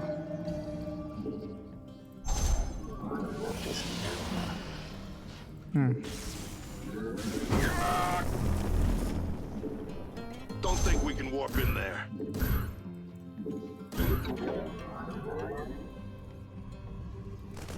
Don't think we can warp in there. Upgrade complete. More pylons. More forge. That mineral cluster's mined out. +2 attack. Don't got the minerals. Let's take a look at his upgrades. He's got +1 attack. Pretty good. Idle probes everywhere. This one I think it's a gate. What was that? 2 Marines? Can't. Need more minerals for that. Don't got the minerals.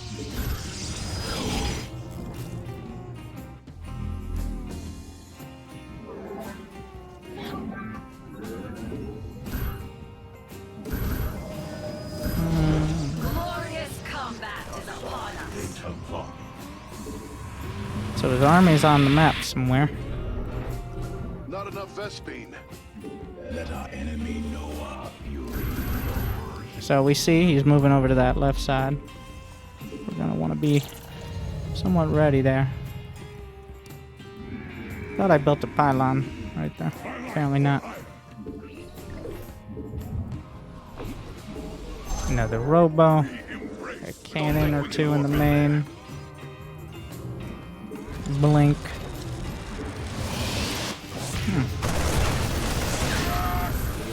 Is he hiding something?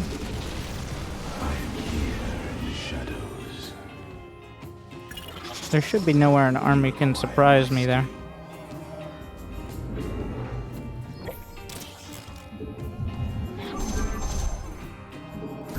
We need more minerals.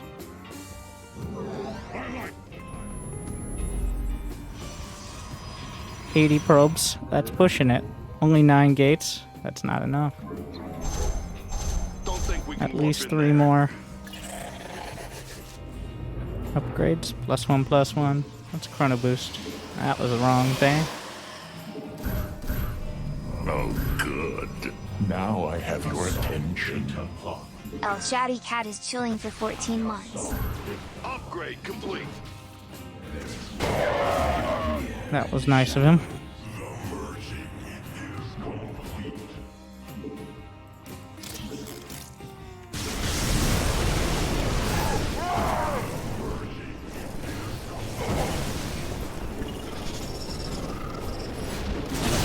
That's a lot of marauders. You gotta be a little careful. Gotta add some immortals in. More pylons.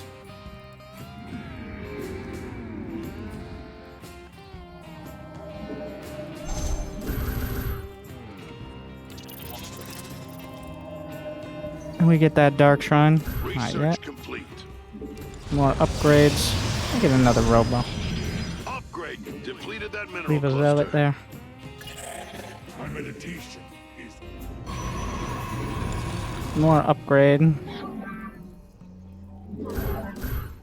I return to serve. We got a pylon under attack. Whoa, hey, quit attacking our probes! There's a lot of bio units. I think zealots are actually our best ticket here. That and disruptors are going to be it.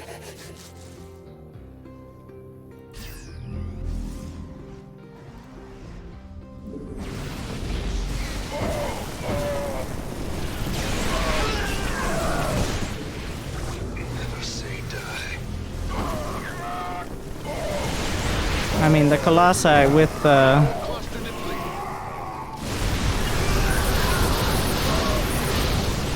anything in front of them are usually quite good, even against the Marauders. Because, I mean, at some point, it's just too much damage. Very well. He doesn't have a base there. Let's refill.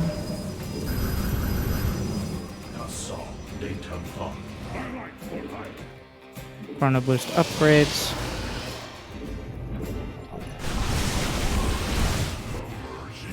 Is complete.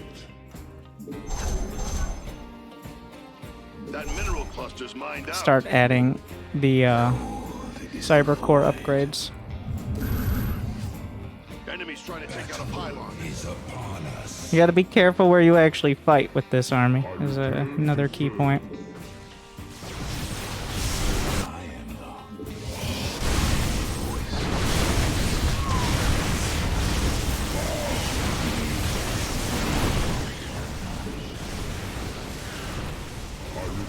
the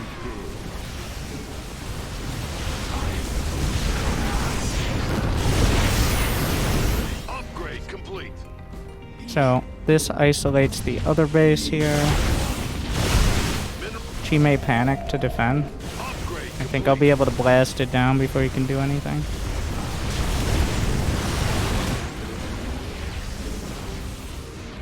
And we'll walk it out. Maybe a little stutter step. Try to target the Vikings.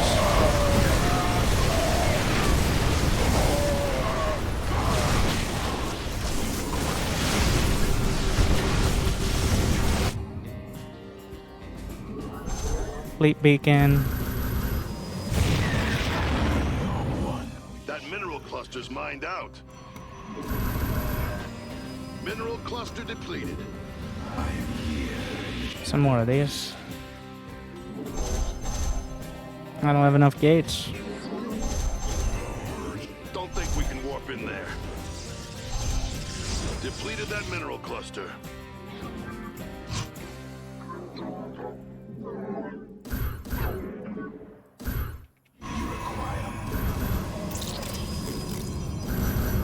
Be careful. Don't split that army. I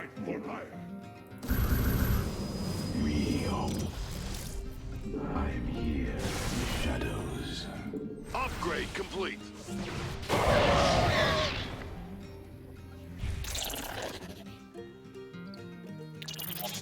I'm gonna split off some zealots to the left.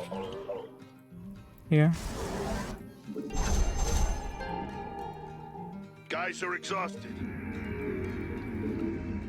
I should hopefully drag anything out of position. Oh, yeah, some units there. Depleted that mineral.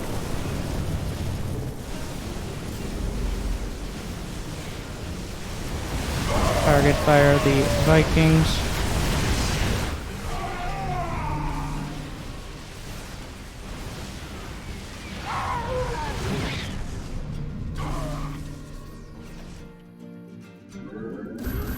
Send some DTs over to that left side. Make sure he hasn't retaken this. That mineral cluster's mined out.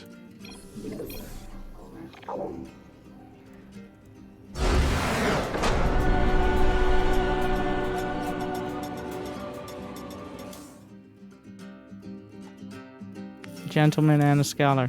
We did overdo it. I've been getting too cocky. You knew it was coming. But I was like, I can get a little more each time. But this time was too much. And that's 2 subs to the people.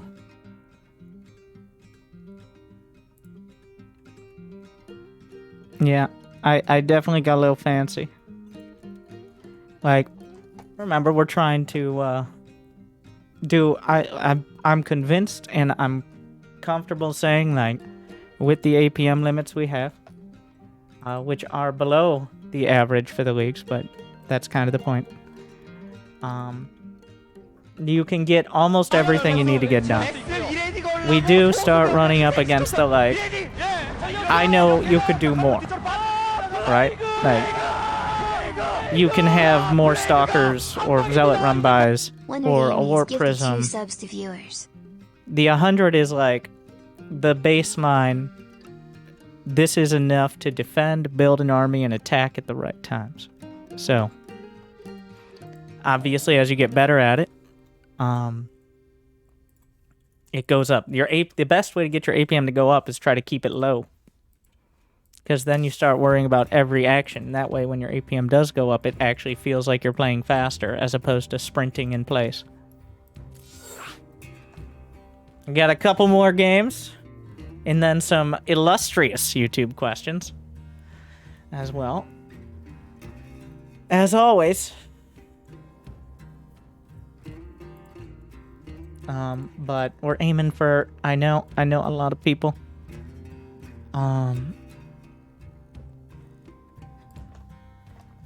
Like the longer videos, but wouldn't you rather have videos you can actually pay attention to?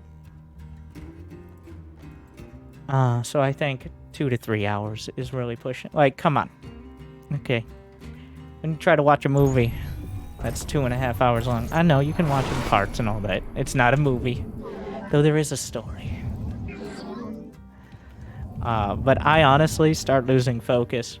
I think the quality of the commentary and the gameplay, like the way when I was first starting out, StarCraft 2, what I would do is play about 10 games, maybe 15, and then take a break. Like, I don't know, go watch a stream, some replays occasionally an actual break where I don't think about StarCraft, but rarely that.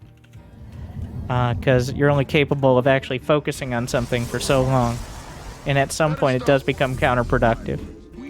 And for me, that is usually around 2 to 3 hours, depends on the day. But at that point you start, it's a lot harder to learn anything productive. And you're kind of just going through the motions, and you run the risk of creating bad habits just because you're kind of getting lazy or unfocused.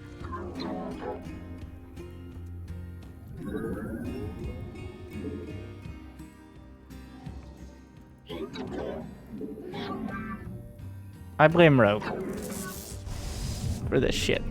Alright. Drones everywhere. What the fuck is this? There it is. God damn it, Rogue. People are gonna think it's good.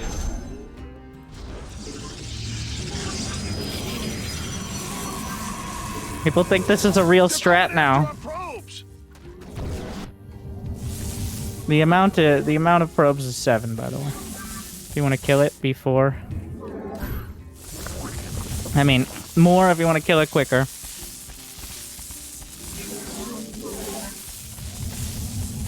He did have gas, but as long as I get it before it finishes, obviously that's most of the focus here. Don't got the minerals. And rebuild in the same spot. Yeah, very cute. Can't. Need more minerals for that. Technically, he's preventing the wall with this. Command me.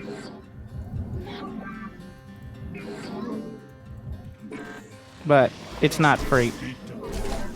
Orange is my meditation. We stand as one. And Terran has it up. We are the my meditation. Orange. I am here in the shadows.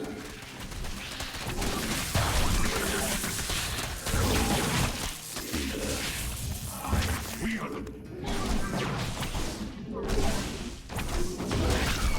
you require my time.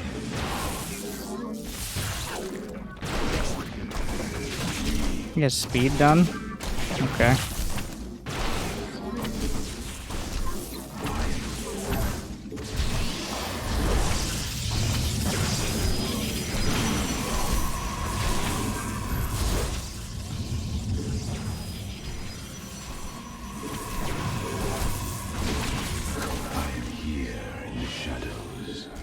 Sir, leave the walling off to the Protoss. Yeah, I didn't start warp gate. Oops.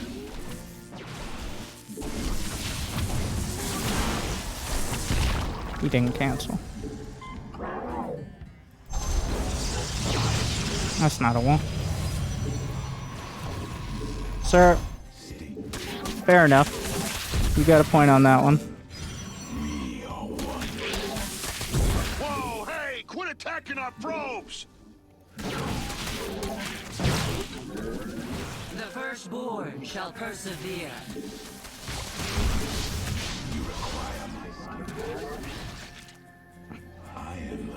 Now, if he's rogue, he'd have a Nidus network in the edge of my base. Going after our probes! I got a sneaking suspicion this ain't rogue.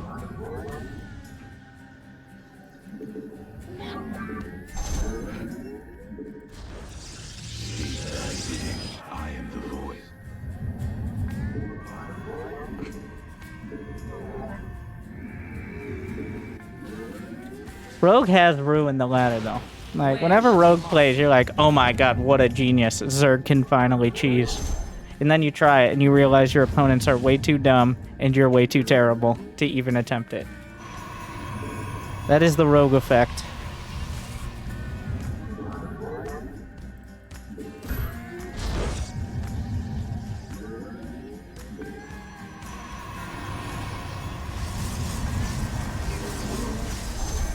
What are we gonna do? Looks like that research is I think an done. Oracle. Our base is under attack. All out of gas. Nah, it looks like his strat involved. Guess what? Even more Zerglings. I know. It sounds crazy. Then he's like, what if I built more Langs? Which, bold move. So here's another fun fact. When you build Zerglings, you don't build drones. Because you have to choose Zergling or drone. So that's definitely gonna factor in here. The firstborn shall persevere.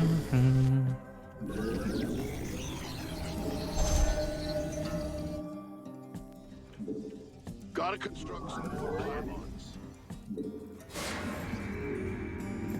Gonna need more pylons.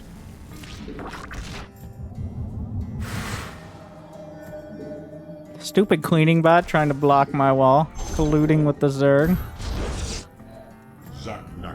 Let's take a look at the drone count. It's non-zero, pretty good. Twilight Robo. How you doing, Void Ray?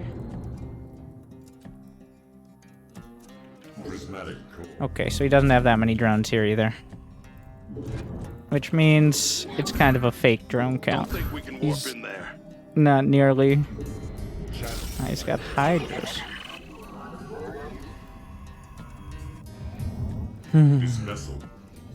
Spicy.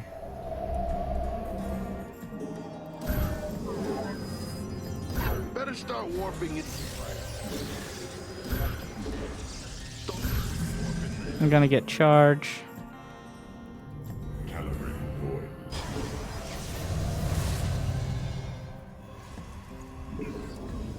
Getting a Robo Bay, even though I think I've got my suspicions on the Lurkers. Oh, my supply blocked again. Don't got the minerals. We need more minerals. Can't. Need more minerals for that.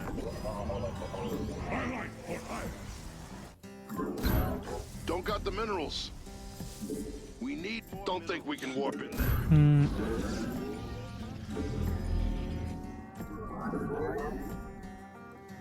Can't. Need more minerals for that.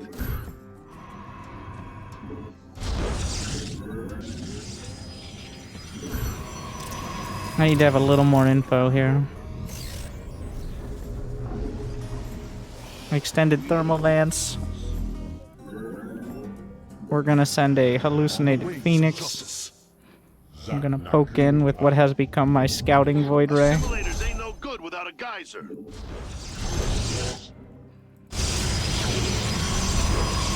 And just a bunch of Hydras. We embrace the glory of battle. We're checking for Lurker Den and Spire here. Engaging the enemy. Research complete. Alright. We're good. Even a single Colossus should really help here. Upgrade complete.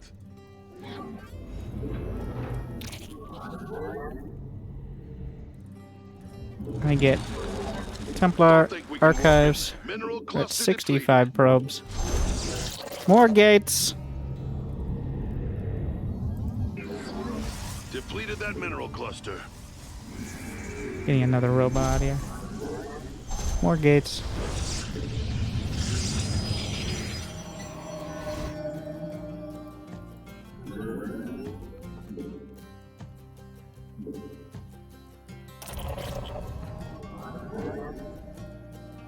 That mineral cluster's mined out. Yeah. We're gonna want to attack with extended thermal lance and a couple Archons. Because he's gonna spend the rest of his time countering this, so. Ding! Take a fourth. Because worst case scenario, I have to back off. Alright. Don't got the minerals.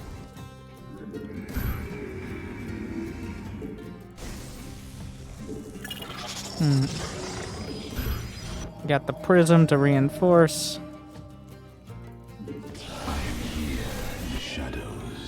I see some drones transferring, so we see he has that base. Chrono. Gonna get blink, Not but enough energy. not super invested.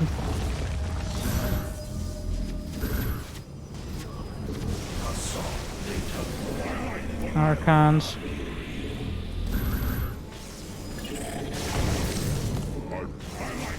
Enemies trying to take out a pylon. Nah, they're the lurkers. But I should have detection. There's some lurker eggs. Force field.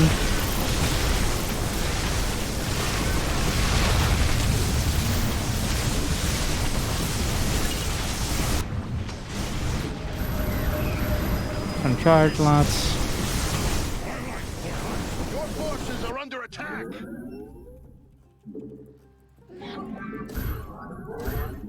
Get a couple gates. Always more gates. Bring that observer with me. Very important.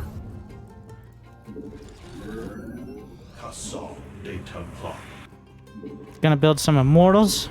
Have back at home. Depleted that mineral cluster. How many? We have way too many probes there. So Mineral cluster I think at this depleted. point what's gonna happen is he's gonna have more lurkers, which are gonna be tough to deal with, even if they don't have the hive tech upgrades. So we back off here and then we warp in the main. He's not rapid fire warping, and that should give me some space to work over here.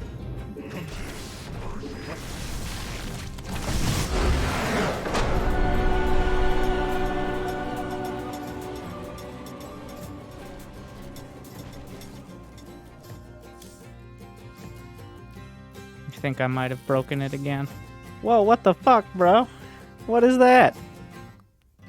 Wow, that is an egregious... Wow. What did I even do? Oh, the early game. There was actually a lot of spamming. Yeah. For once, like I usually say that defending cheese is not a lot of APM because there's not a lot going on. But with the hatchery cheese and zerglings running by, that actually ended up being very... One, panicky, and two, I didn't account for that. Yes, I'm blaming the cheese on this one. This one was bad, though. Yeah, wow. It's 10 subs for the people. Jeez. Kind of ruined it there. Oh. Wow, that was really far off. It's the rapid fire warpins? No, that's not it, actually. I mean, if you're constantly doing the rapid, that's just playing faster eventually. The rapid fire warpins don't do more warping in than the amount of warpins you have. It just does them very quickly. Oh god.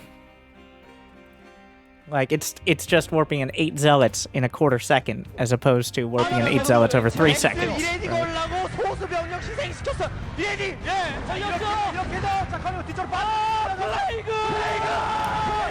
야 플레이그가 한 방입니다. 이제 Wonder Gaming is gifted You 10 microed subs too to much your viewers. probes. So the actual response was to shut it down immediately, wall off, and have a zealot on hold position. And that's usually the answer. But I kind of tried too hard and ended up the Zergling slipping through. The worker count should very much reflect that. Yeah. Even if he kills some probes, like, you're not ahead unless you kill and bring them back down to like 12. That's simply it. I do actually want to take this time as a little breather. I think we might play one more game, but GamerX was just chilled to for reset, 48 months. I will show you how to do the rapid fire warpins. So, there is in your documents, if you look in your StarCraft 2 documents, you go to the account that you're on, which should be easier to find than my own. And you can actually see your hotkey profiles. As opposed to in-game, you also have a hotkey profile. But you can hotkey the rapid fire key to more than just 2 things. You can hotkey it to half a dozen, everything, technically. So I have rapid fire hotkeyed on the G and the F and the T keys, which I use some of them for abilities, like Yamato Cannon. Some of them for warping in units, like I have Stalkers on the G key to warp in. So all you gotta do, let's see if I can bring it up here.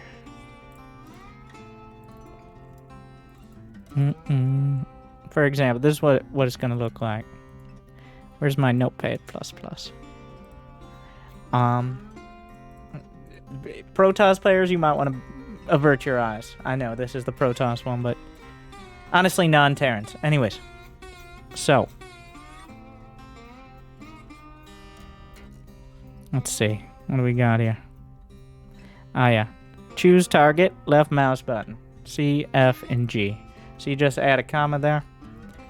And this means that, so essentially what rapid fire does is allows you to hold down a key instead of clicking the mouse button. So the key, which repeats very quickly, just simulates you clicking the mouse button in that location, but it does it like hundreds of times a second. So that's simply what rapid fire is. It's simulating left clicking like you're firing your deagle in Counter-Strike. So and that is what allows the warpins, corrosive bile. Some people use it for creep tumors, stuff like that. Yeah, you can rapid fire. Like, it's not limited. In game, you can only do 2, but you literally could do your entire keyboard if you'd like. I don't know why you'd like that, but like, is this information on YouTube? It is now, right, YouTube? And also in short form in many guides, including some that even aren't my own. So just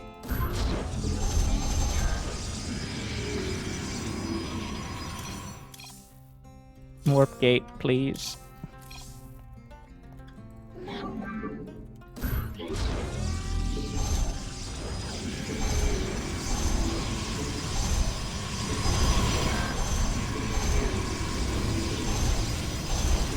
So, here's the difference.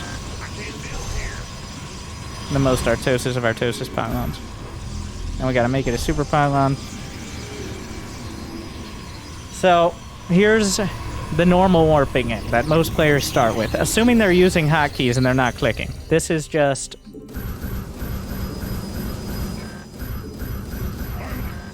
Z click. Alright. Well, pretty slow. There you go. Honor guides me. Well. So that's your very basic. And then a lot of people learn the shift key, where you can do this. And every time you click, the shift key essentially holds down the warp-in button. And then you can click to just keep repeating the zealot shift key command. So that's faster. And then here's skipping everything, is just hitting the C key. Hussar, they Templar, my life for hire. There you go. You gotta be careful not to spend your entire warping if you need other units, is the hardest part. Because, obviously, that could result in not having, I don't know, stalkers. Why are my hotkeys for stalkers not the same? Well, another demonstration. And there you go. Ulas, my life for hire. So, it is honestly not very hard to pull off. Inflate your APM. Looks cool to the 4 people who care about SC2 that you know. Ah, that's optimistic, but that's how you do it.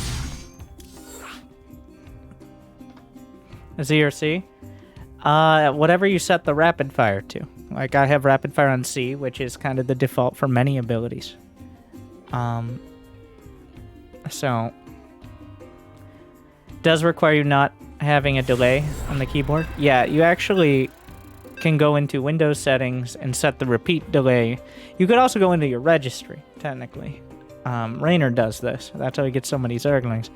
But, at the very least, Econ 100, gifted 20, rapid firing subs to the people. What a gentleman and a scholar. Another Zerg, Master Zerg. Alejandro just gifted 25 subs to viewers.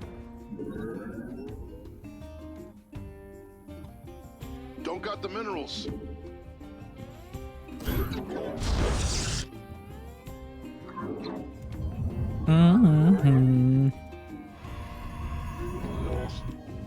Just warped in 25 subs just like that. Gotta construct some more pylons. Chrono boost.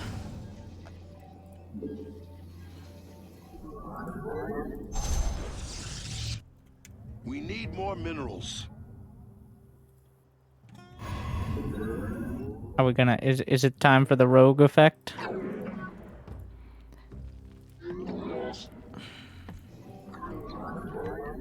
So he doesn't have gas. Is a key point here. But he did save up the larva. Does he start the hatch? He has not yet started the hatch. So, the best response to this is not overreacting, but he is doing the sweatiest version of this, which is putting everything into the links. I need to not make any more probes. I'm getting the expansion because that's my best bet, in my opinion here.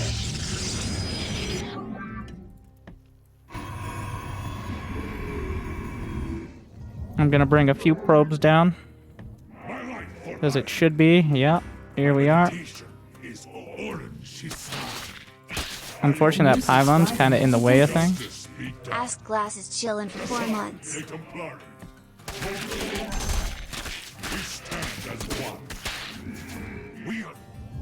Don't think we can warp in there.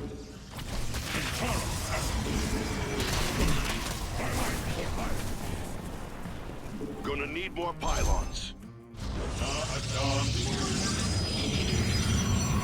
We stand at justice. Na Adan Atu. Like, he is expanding, but... Ula Sadari. Orange.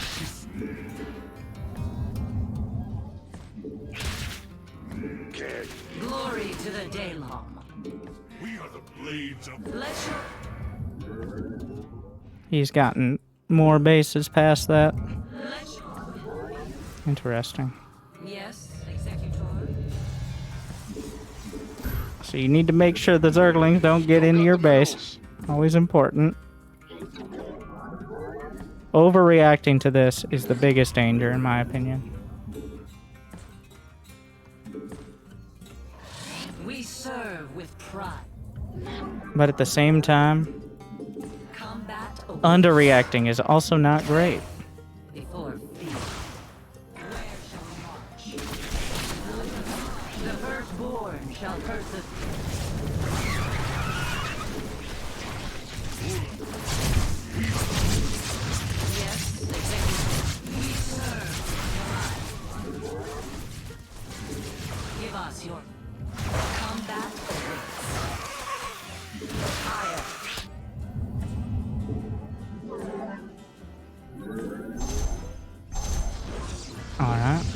I built the shield battery as part of the wall. To the Daylon. We're actually gonna send in Don't think we can another work round of there. adepts here. 100 minerals for a guaranteed wall, I think, is not a poor investment Let at this your stage. will be heard. We serve with pride. Research complete. Najakar enough.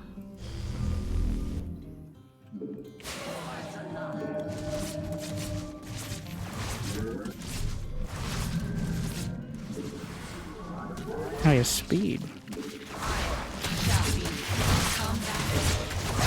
Yes, Executor.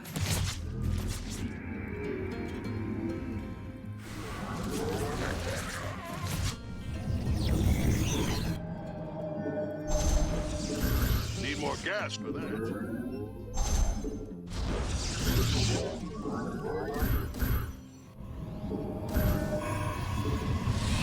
We are going for Glaive to Depths because he has no Roach Warren. He has a bad economy, so there's no reason not to, in my opinion. Like, The firstborn shall persevere. All out of gas.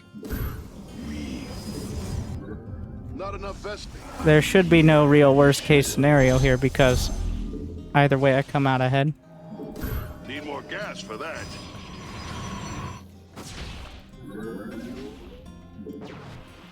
As long as I don't just lose all the adepts. Glory to the Daylon. But even if he goes for a Roach Warren, he's caught in this super awkward spot of like his economy being hurt so badly just defending it.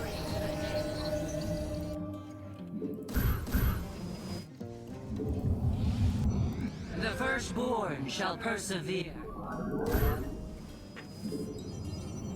Give us your glory to the Daylon. Upgrade complete. There's the glaives. The firstborn shall persevere.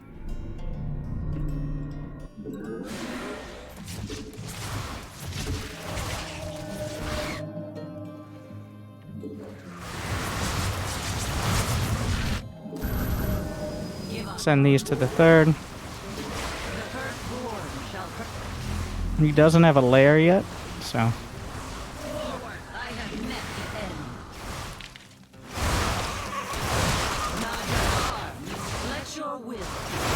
Yes, Executor.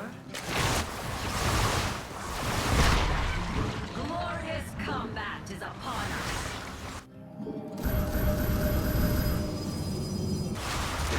Glory to the Daylon. Forward. Najakar enough. Combat over. Where shall we march? honestly, at this point, we're just kind of... We're way off the rails. There's no way. How bad? Not as bad as I thought, to be honest. But overall, half is APM, but still. I am putting a lot of micro in. It was another cheese. It was a Chessie. Will this one be on YouTube? I'm going to let you guys in on a spoiler. All of these episodes, including this one, will be and are on YouTube. If you're on YouTube, you're like, aha, I figured that one out myself. But this is Twitch chat. I know, it sounds crazy. Those filthy Zergs and their nasty tricks. Once again.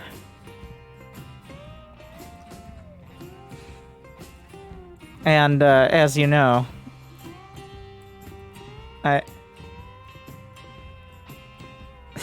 not sure what that's supposed to be, but yes, they're nasty tricks.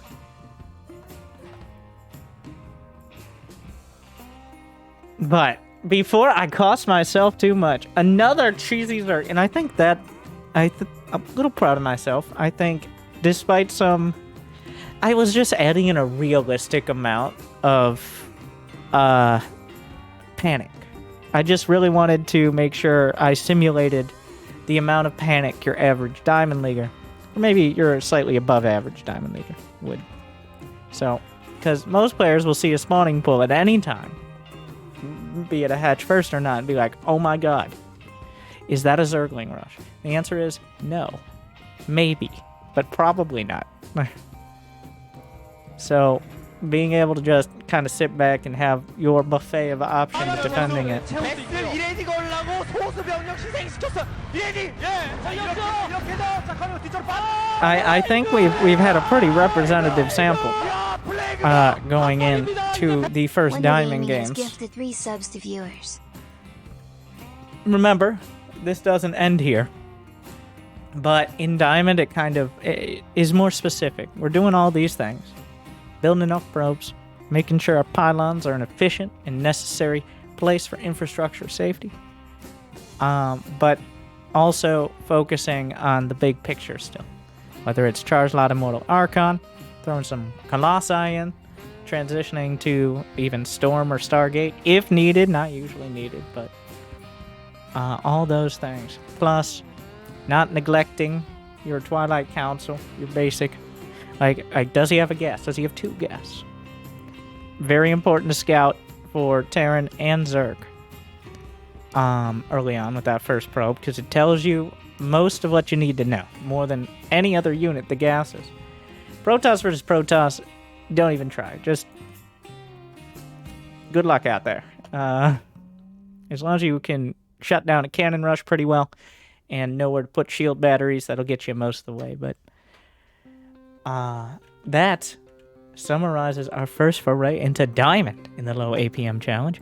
Did you learn something? Did you pretend to learn something? Do you now feel superior? Like you're gonna jump onto the ladder, which now works, by the way. Even if you see a Masters player, I mean, that guy was Masters, but like in general, they're still bugged out, though the ranks have been fixed. If you're like, oh my god, I've been in bronze this whole time, and I feel like I'm at least gold, well, leave League, replace.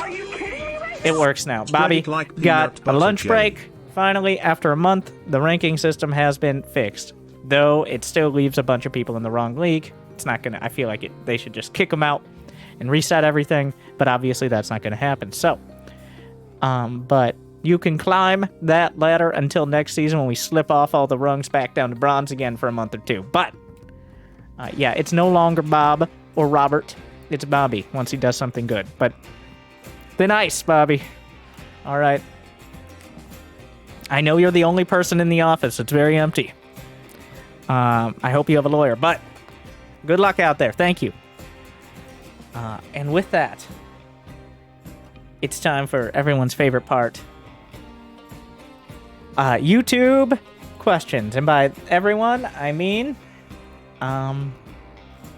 mostly YouTube. But everybody loves to. We got to get Twitch chat over here. Yes, you can pretend to participate as well. SJ Origin says, this winter guy is pretty funny. Thank you. Thank you. Thank you. Your check is in the mail. Ricky Rick. Yeah, it's been a while. Because of the rank bug, I kind of held off the low APM challenge. Not quitting, it was frustrating. But questions, that's a statement, not a question. Here's a statement. Go fuck yourself. Ricky Rick says, hardest 1v1 game in the world. Ah ha ha ha ha. Make me laugh, kid. I do appreciate the typing out of the laughing. As opposed to saying LOL. Because you can hear it. You can hear it through the amount of saliva coming out of his unmasked mouth. And the faint taste of Pabst Light. Because he's a true tic-tac-toe elitist. Yes, I've seen the argument. Fighting games are the hardest. I think you can make that argument. But no game stresses you out in so many ways, and mentally and physically. I know fighting games, alright? Chess. Let's realize the demographic here. But StarCraft definitely is up there. Okay, and now to questions. Would start building disruptors after 3 Colossus, no matter what, if Terran build Vikings, be ideal? As we saw today, I think the better move is to work into Templar. Disruptors, like, just continue building Colossi. Maybe disruptors, but Archons being added in is just something to help protect. Because, as we see, a lot of Terrans struggle with the Vikings. Archons are something you're going to need anyways, and it's something I see a lot of especially Diamond players neglect until it's too late. They're dancing around with Disruptors or Templar for Storm, and then end up dying because they don't have an army actually attacking the enemy, which is kind of an important part. At what point in PvZ is it necessary to start worrying about slowing down the Zerg player? I think it's important to recognize what greed looks like in PvZ. And I think this means because you should be able to, we had a few games like that, but if they don't attack you by about 5-6 minutes, a hallucinated Phoenix, whatever Stargate unit you have, or at least an Adept or two, kind of get an idea of, are they just building Queens and Drones? And then maybe you can put together some sort of attack timing. Honestly, a lot of the time, especially nowadays, Zerg players will attack you first, because they don't want to deal with either Sky Toss or even just later game Protoss. So don't be too hasty. Just moving out with a handful of units, like throwing 4 Adepts at them and not even committing, might be enough. But the risky things are a smart Zerg who sits back, takes 4 bases, and then maxes out with like Roach Baneling, while you're sitting there microing like an Oracle or something. So the answer is probably mid-diamond. You'll start seeing Zergs who don't know their other keys other than Z. I think it's good to send out that first Adept, especially if they're not doing early pull and scout, and then you rely on your Stargate and hallucinated Phoenixes is usually the way to go.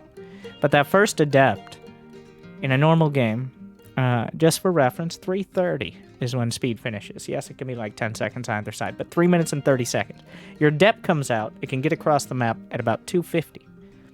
So that gives you about 2 Adept shades. The first one should check the main. Does he have a lair? Can you see any tech? Second one, check the natural. How many drones?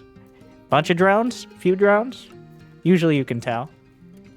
And if you don't learn anything from the Adept, and you thought you should have, there's always, I know this sounds crazy, going to the replay and seeing where they put the stuff you missed and why you missed it.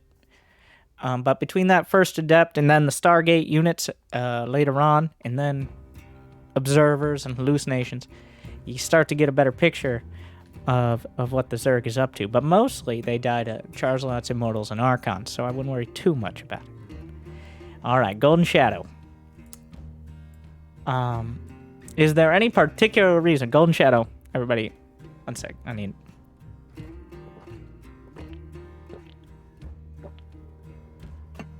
Edited, by the way. This is the final version. Is there any particular reason to stick to the standard builds initially, as opposed to just doing things like DT Archon drops and Oracles? I managed to make it all the way to Silver 2 before I hit a wall.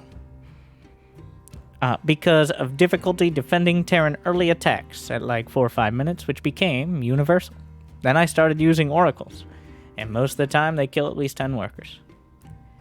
Then I started using DTs and Prisms. Most of the games didn't even go past the initial attack. I'm in gold now, and occasionally I play standard macro, but the cheesy games, slightly cheesy games, I play result in much more convincing victories. Yes, that is how cheese works. Especially with Protoss, but not limited to Protoss. The point of cheesy games is to boil the entire game down to a handful of things. Sometimes just one thing, like, do you have detection or any anti-air? So, yes, those games are going to be way more convincing. It's like, I don't know, firing a tank shell at a tree. A small tree, far away.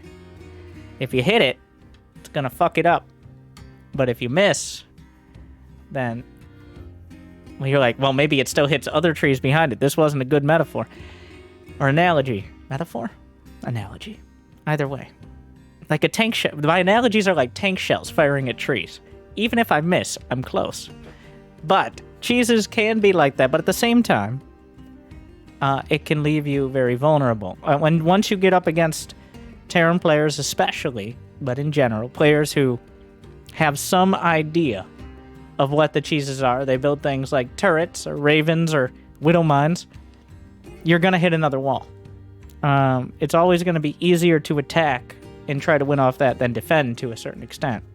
Because defending means you have to cover one thing now, one thing later, 3 things after that. You have to keep doing it. That's 1, 2, 3, 4, 5 different times sometimes. But if you can do that, it gives you a much more consistent way of improving.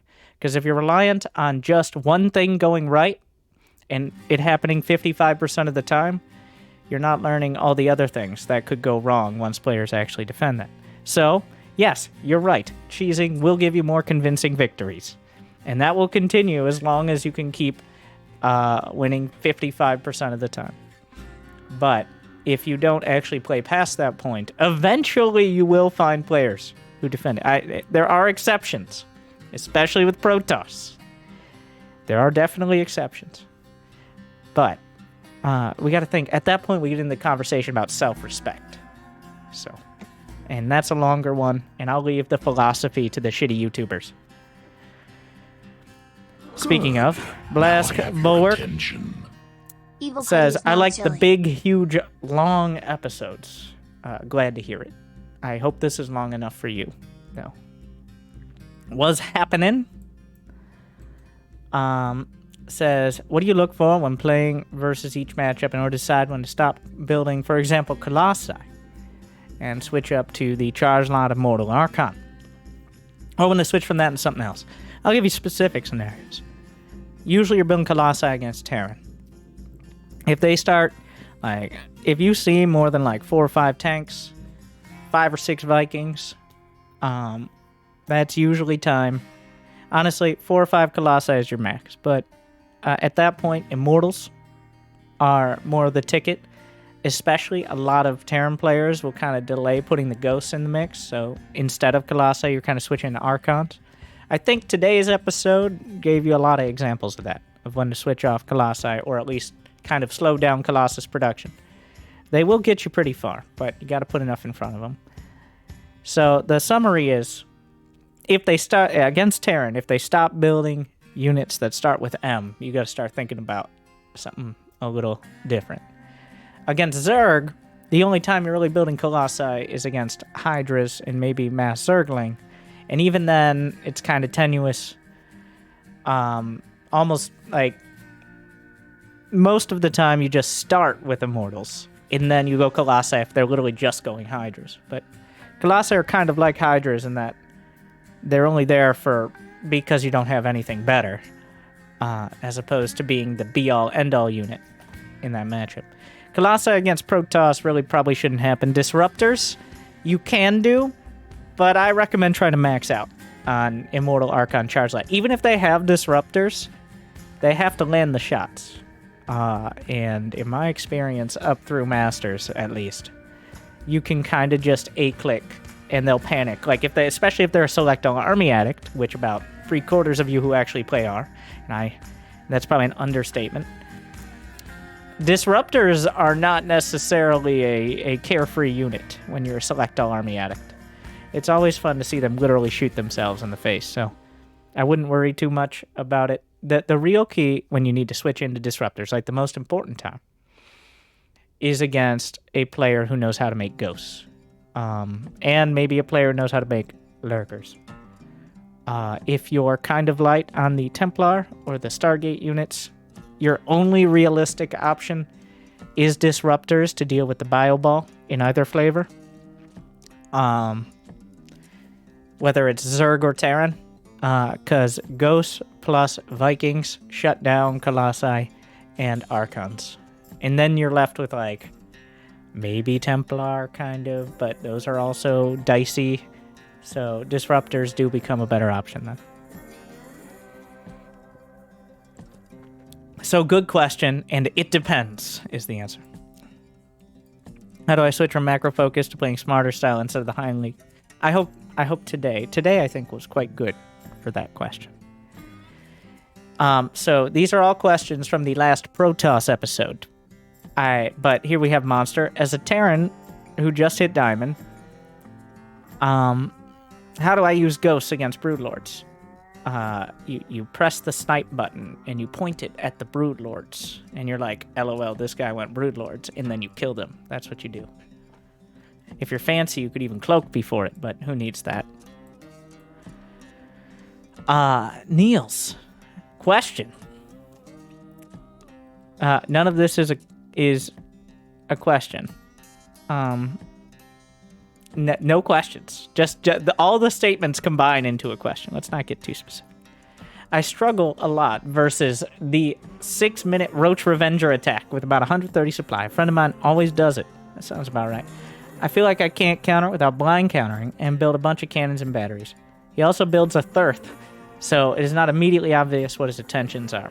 The Thirth, or better known in English as a Third, I think, is actually not an indicator that he's not going for an all-in. In fact, a later game all-in requires the larva from 3 bases, so seeing a third hatch doesn't necessarily preclude anything. He could still be doing those Revengers. But this is where the scouting adept we talk about, and then having just a single Stargate unit comes in. Because you know what? Revengers don't hit Void Rays. I'm not saying you go Void Rays to deal with it, but just having a couple Void Rays or a couple Oracles can help slow it down. And then when you add in those extra gateways, which you should be getting around 50 probes or so, which is usually, if you're on top of it, around 5 minutes or 6 minutes, you can add those in. But very simply, the point of having the scouting adept into an Oracle or a Void Ray is not to, like, a lot of people see Stargate units, they're like, how many drones are they going to kill? No. The drones are bonus. The major point of going for Stargate is that it can scout and defend. Observers don't attack. Immortals don't really need a lot of backup and are expensive. You can't really scout with Immortals. And then if you go Twilight Council, everything you have might get countered by roaches. So, what that means is the Stargate is such a common tool, not just for Mass Void Ray, but because you have options to deal with these early attacks. If he sends the Queens with it, well, they can't transfuse off a creep. It definitely takes them a lot longer. It does get dicier, and cannons and batteries are actually part of the defense. Like, you do need those, if possible. But kind of the short summary is build more Void Rays if you see the roaches coming. And then force him to either bring the Queens or back off. Doesn't mean go mass Void Ray. It means if you see a bunch of ground units that don't have anti-air, Void Rays are a solid option. Yes. Scarlet, not a fan of Void Rays, but that should tell you all you need to know. When do you build your wall on the low ground, and when do you build on the high ground, and for what reason? What are the downsides and upsides of both? Well, the wall. But generally, very generally, on maps that have a ramp leading to the natural, which in this case would be Blackburn,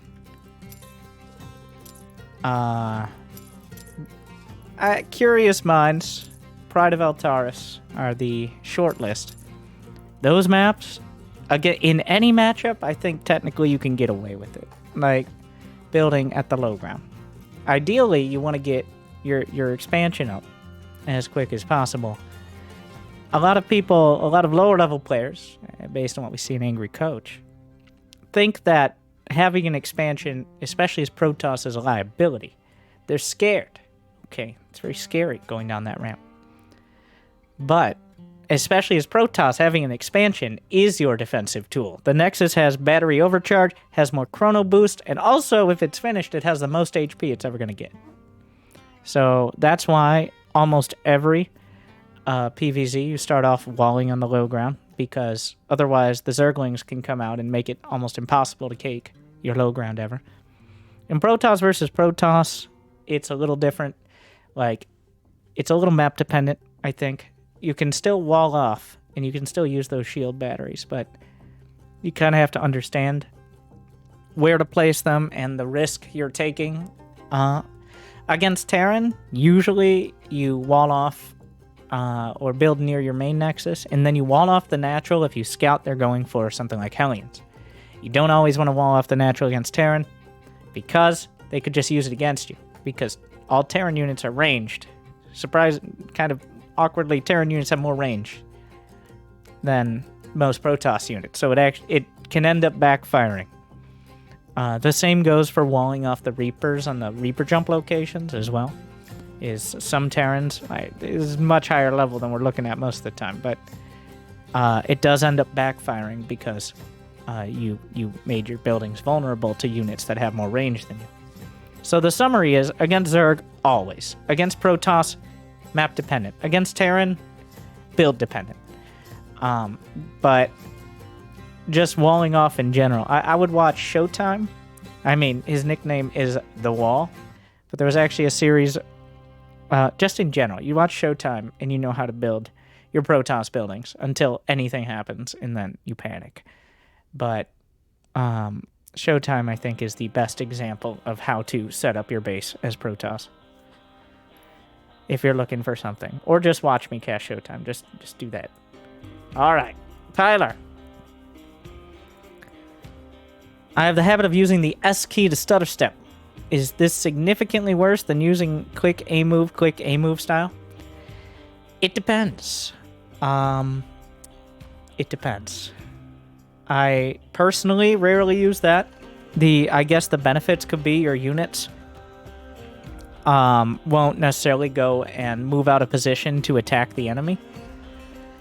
I think what I actually use a lot as Protoss is hold position for things like Adepts and Oracles, because they actually have such a little range. You don't want them chasing down the Marine that's behind the mineral line, or something like that.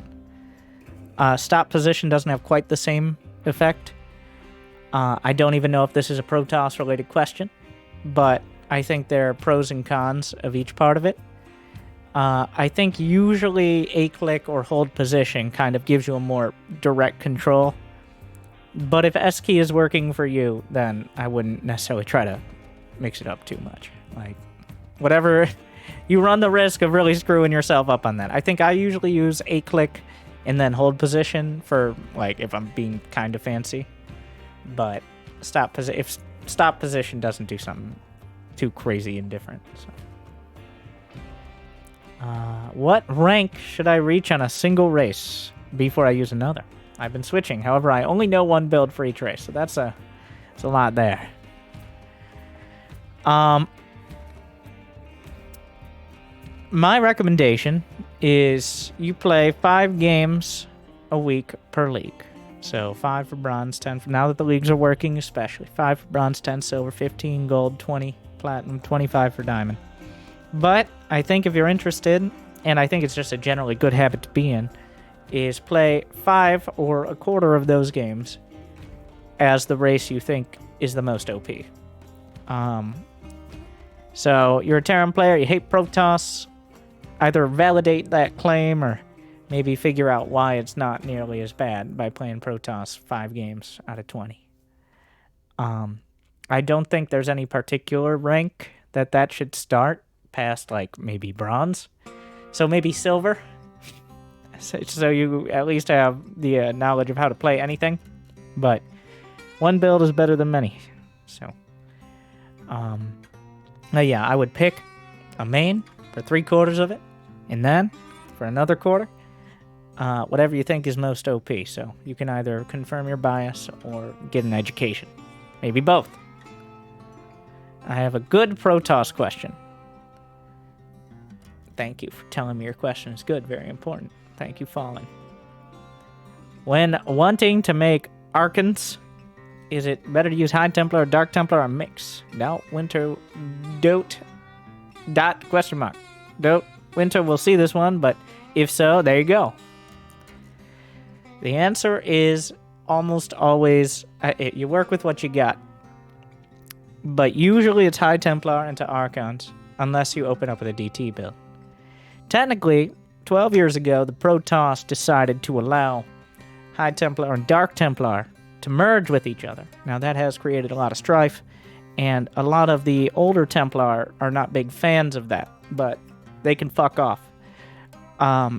So there are no Dark Archons or regular or High Templar Archons. They're all just Archon. There's no difference. But the reason usually you use the High Templar to merge into Archons is because High Templar costs 50 minerals and 150 gas. Now follow along. 2 of them cost 100 minerals and 300 gas. Compare that to DTs, which are 125, 125. So that's 250, 250.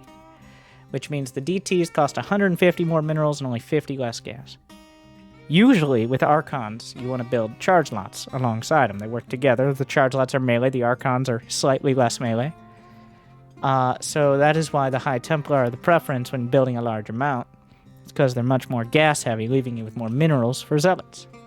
But that doesn't mean you don't necessarily... Like, if you do a DT build, like Golden Shadow's a big fan of, against especially Zerg, then you do what you can with the DTs, you pull back, make 2 Archons, there you go. I mean, essentially 2 lives on those Templar. But the usual preference are the High Templar for the charge lot reasons. We know that level 1 weapons upgrade is first and then armor, not necessarily then armor. But how do you prioritize the remaining 7 Forge upgrades, which is a very confusing way to put it, B2 Gaming, but... the summary is weapons 90% of the time. If you don't know weapons, because Protoss units hit so hard, and the ones that are very survivable, like, yes, they benefit a lot from armor and shields, but Protoss units already have a lot of HP, and like, charge lots have base armor, and armor upgrades don't apply to Archons, so that leaves you with kind of a weird disparity. A lot of Protoss is murdering enough of your opponent's army before they can overwhelm you. So that means weapon upgrades. And also, importantly, weapon upgrades scale, which means the more damage, like a Colossus or a Stalker, the more damage a unit does on hit, the more it gets from those weapon upgrades. As opposed to armor and shields, which reduce damage by 1, each of them. So... and they don't apply to the other thing either. So that means the weapon upgrades get more payoff, essentially, for many of the Protoss units than the comparable armor upgrades. Whereas, for example, Marines getting weapon upgrades is very important, so are Zerglings, but also can benefit from armor because they just, depending on what they're up against. Like Marines against Marines, where each of them is doing 7-8 damage, reducing that by 1 is a big deal. Because they don't have that much HP. But a Zealot with 50 shields and 100 HP would rather kill Marines in 1 or 2 less hits than worry about a couple more bullets. I think I made it more confusing with the specific scenarios rather than the general more weapons is more damage.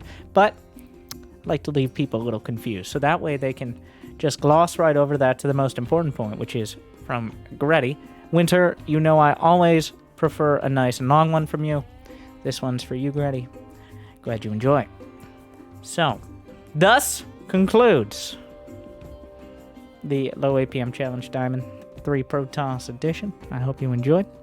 I hope I made your day and your games a little bit better.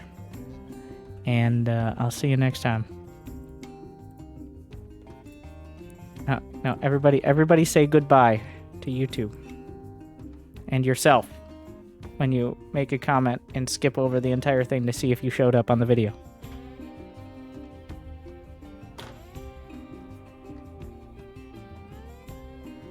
Goodbye, future me. Ah, yes. Have you reinstalled StarCraft yet?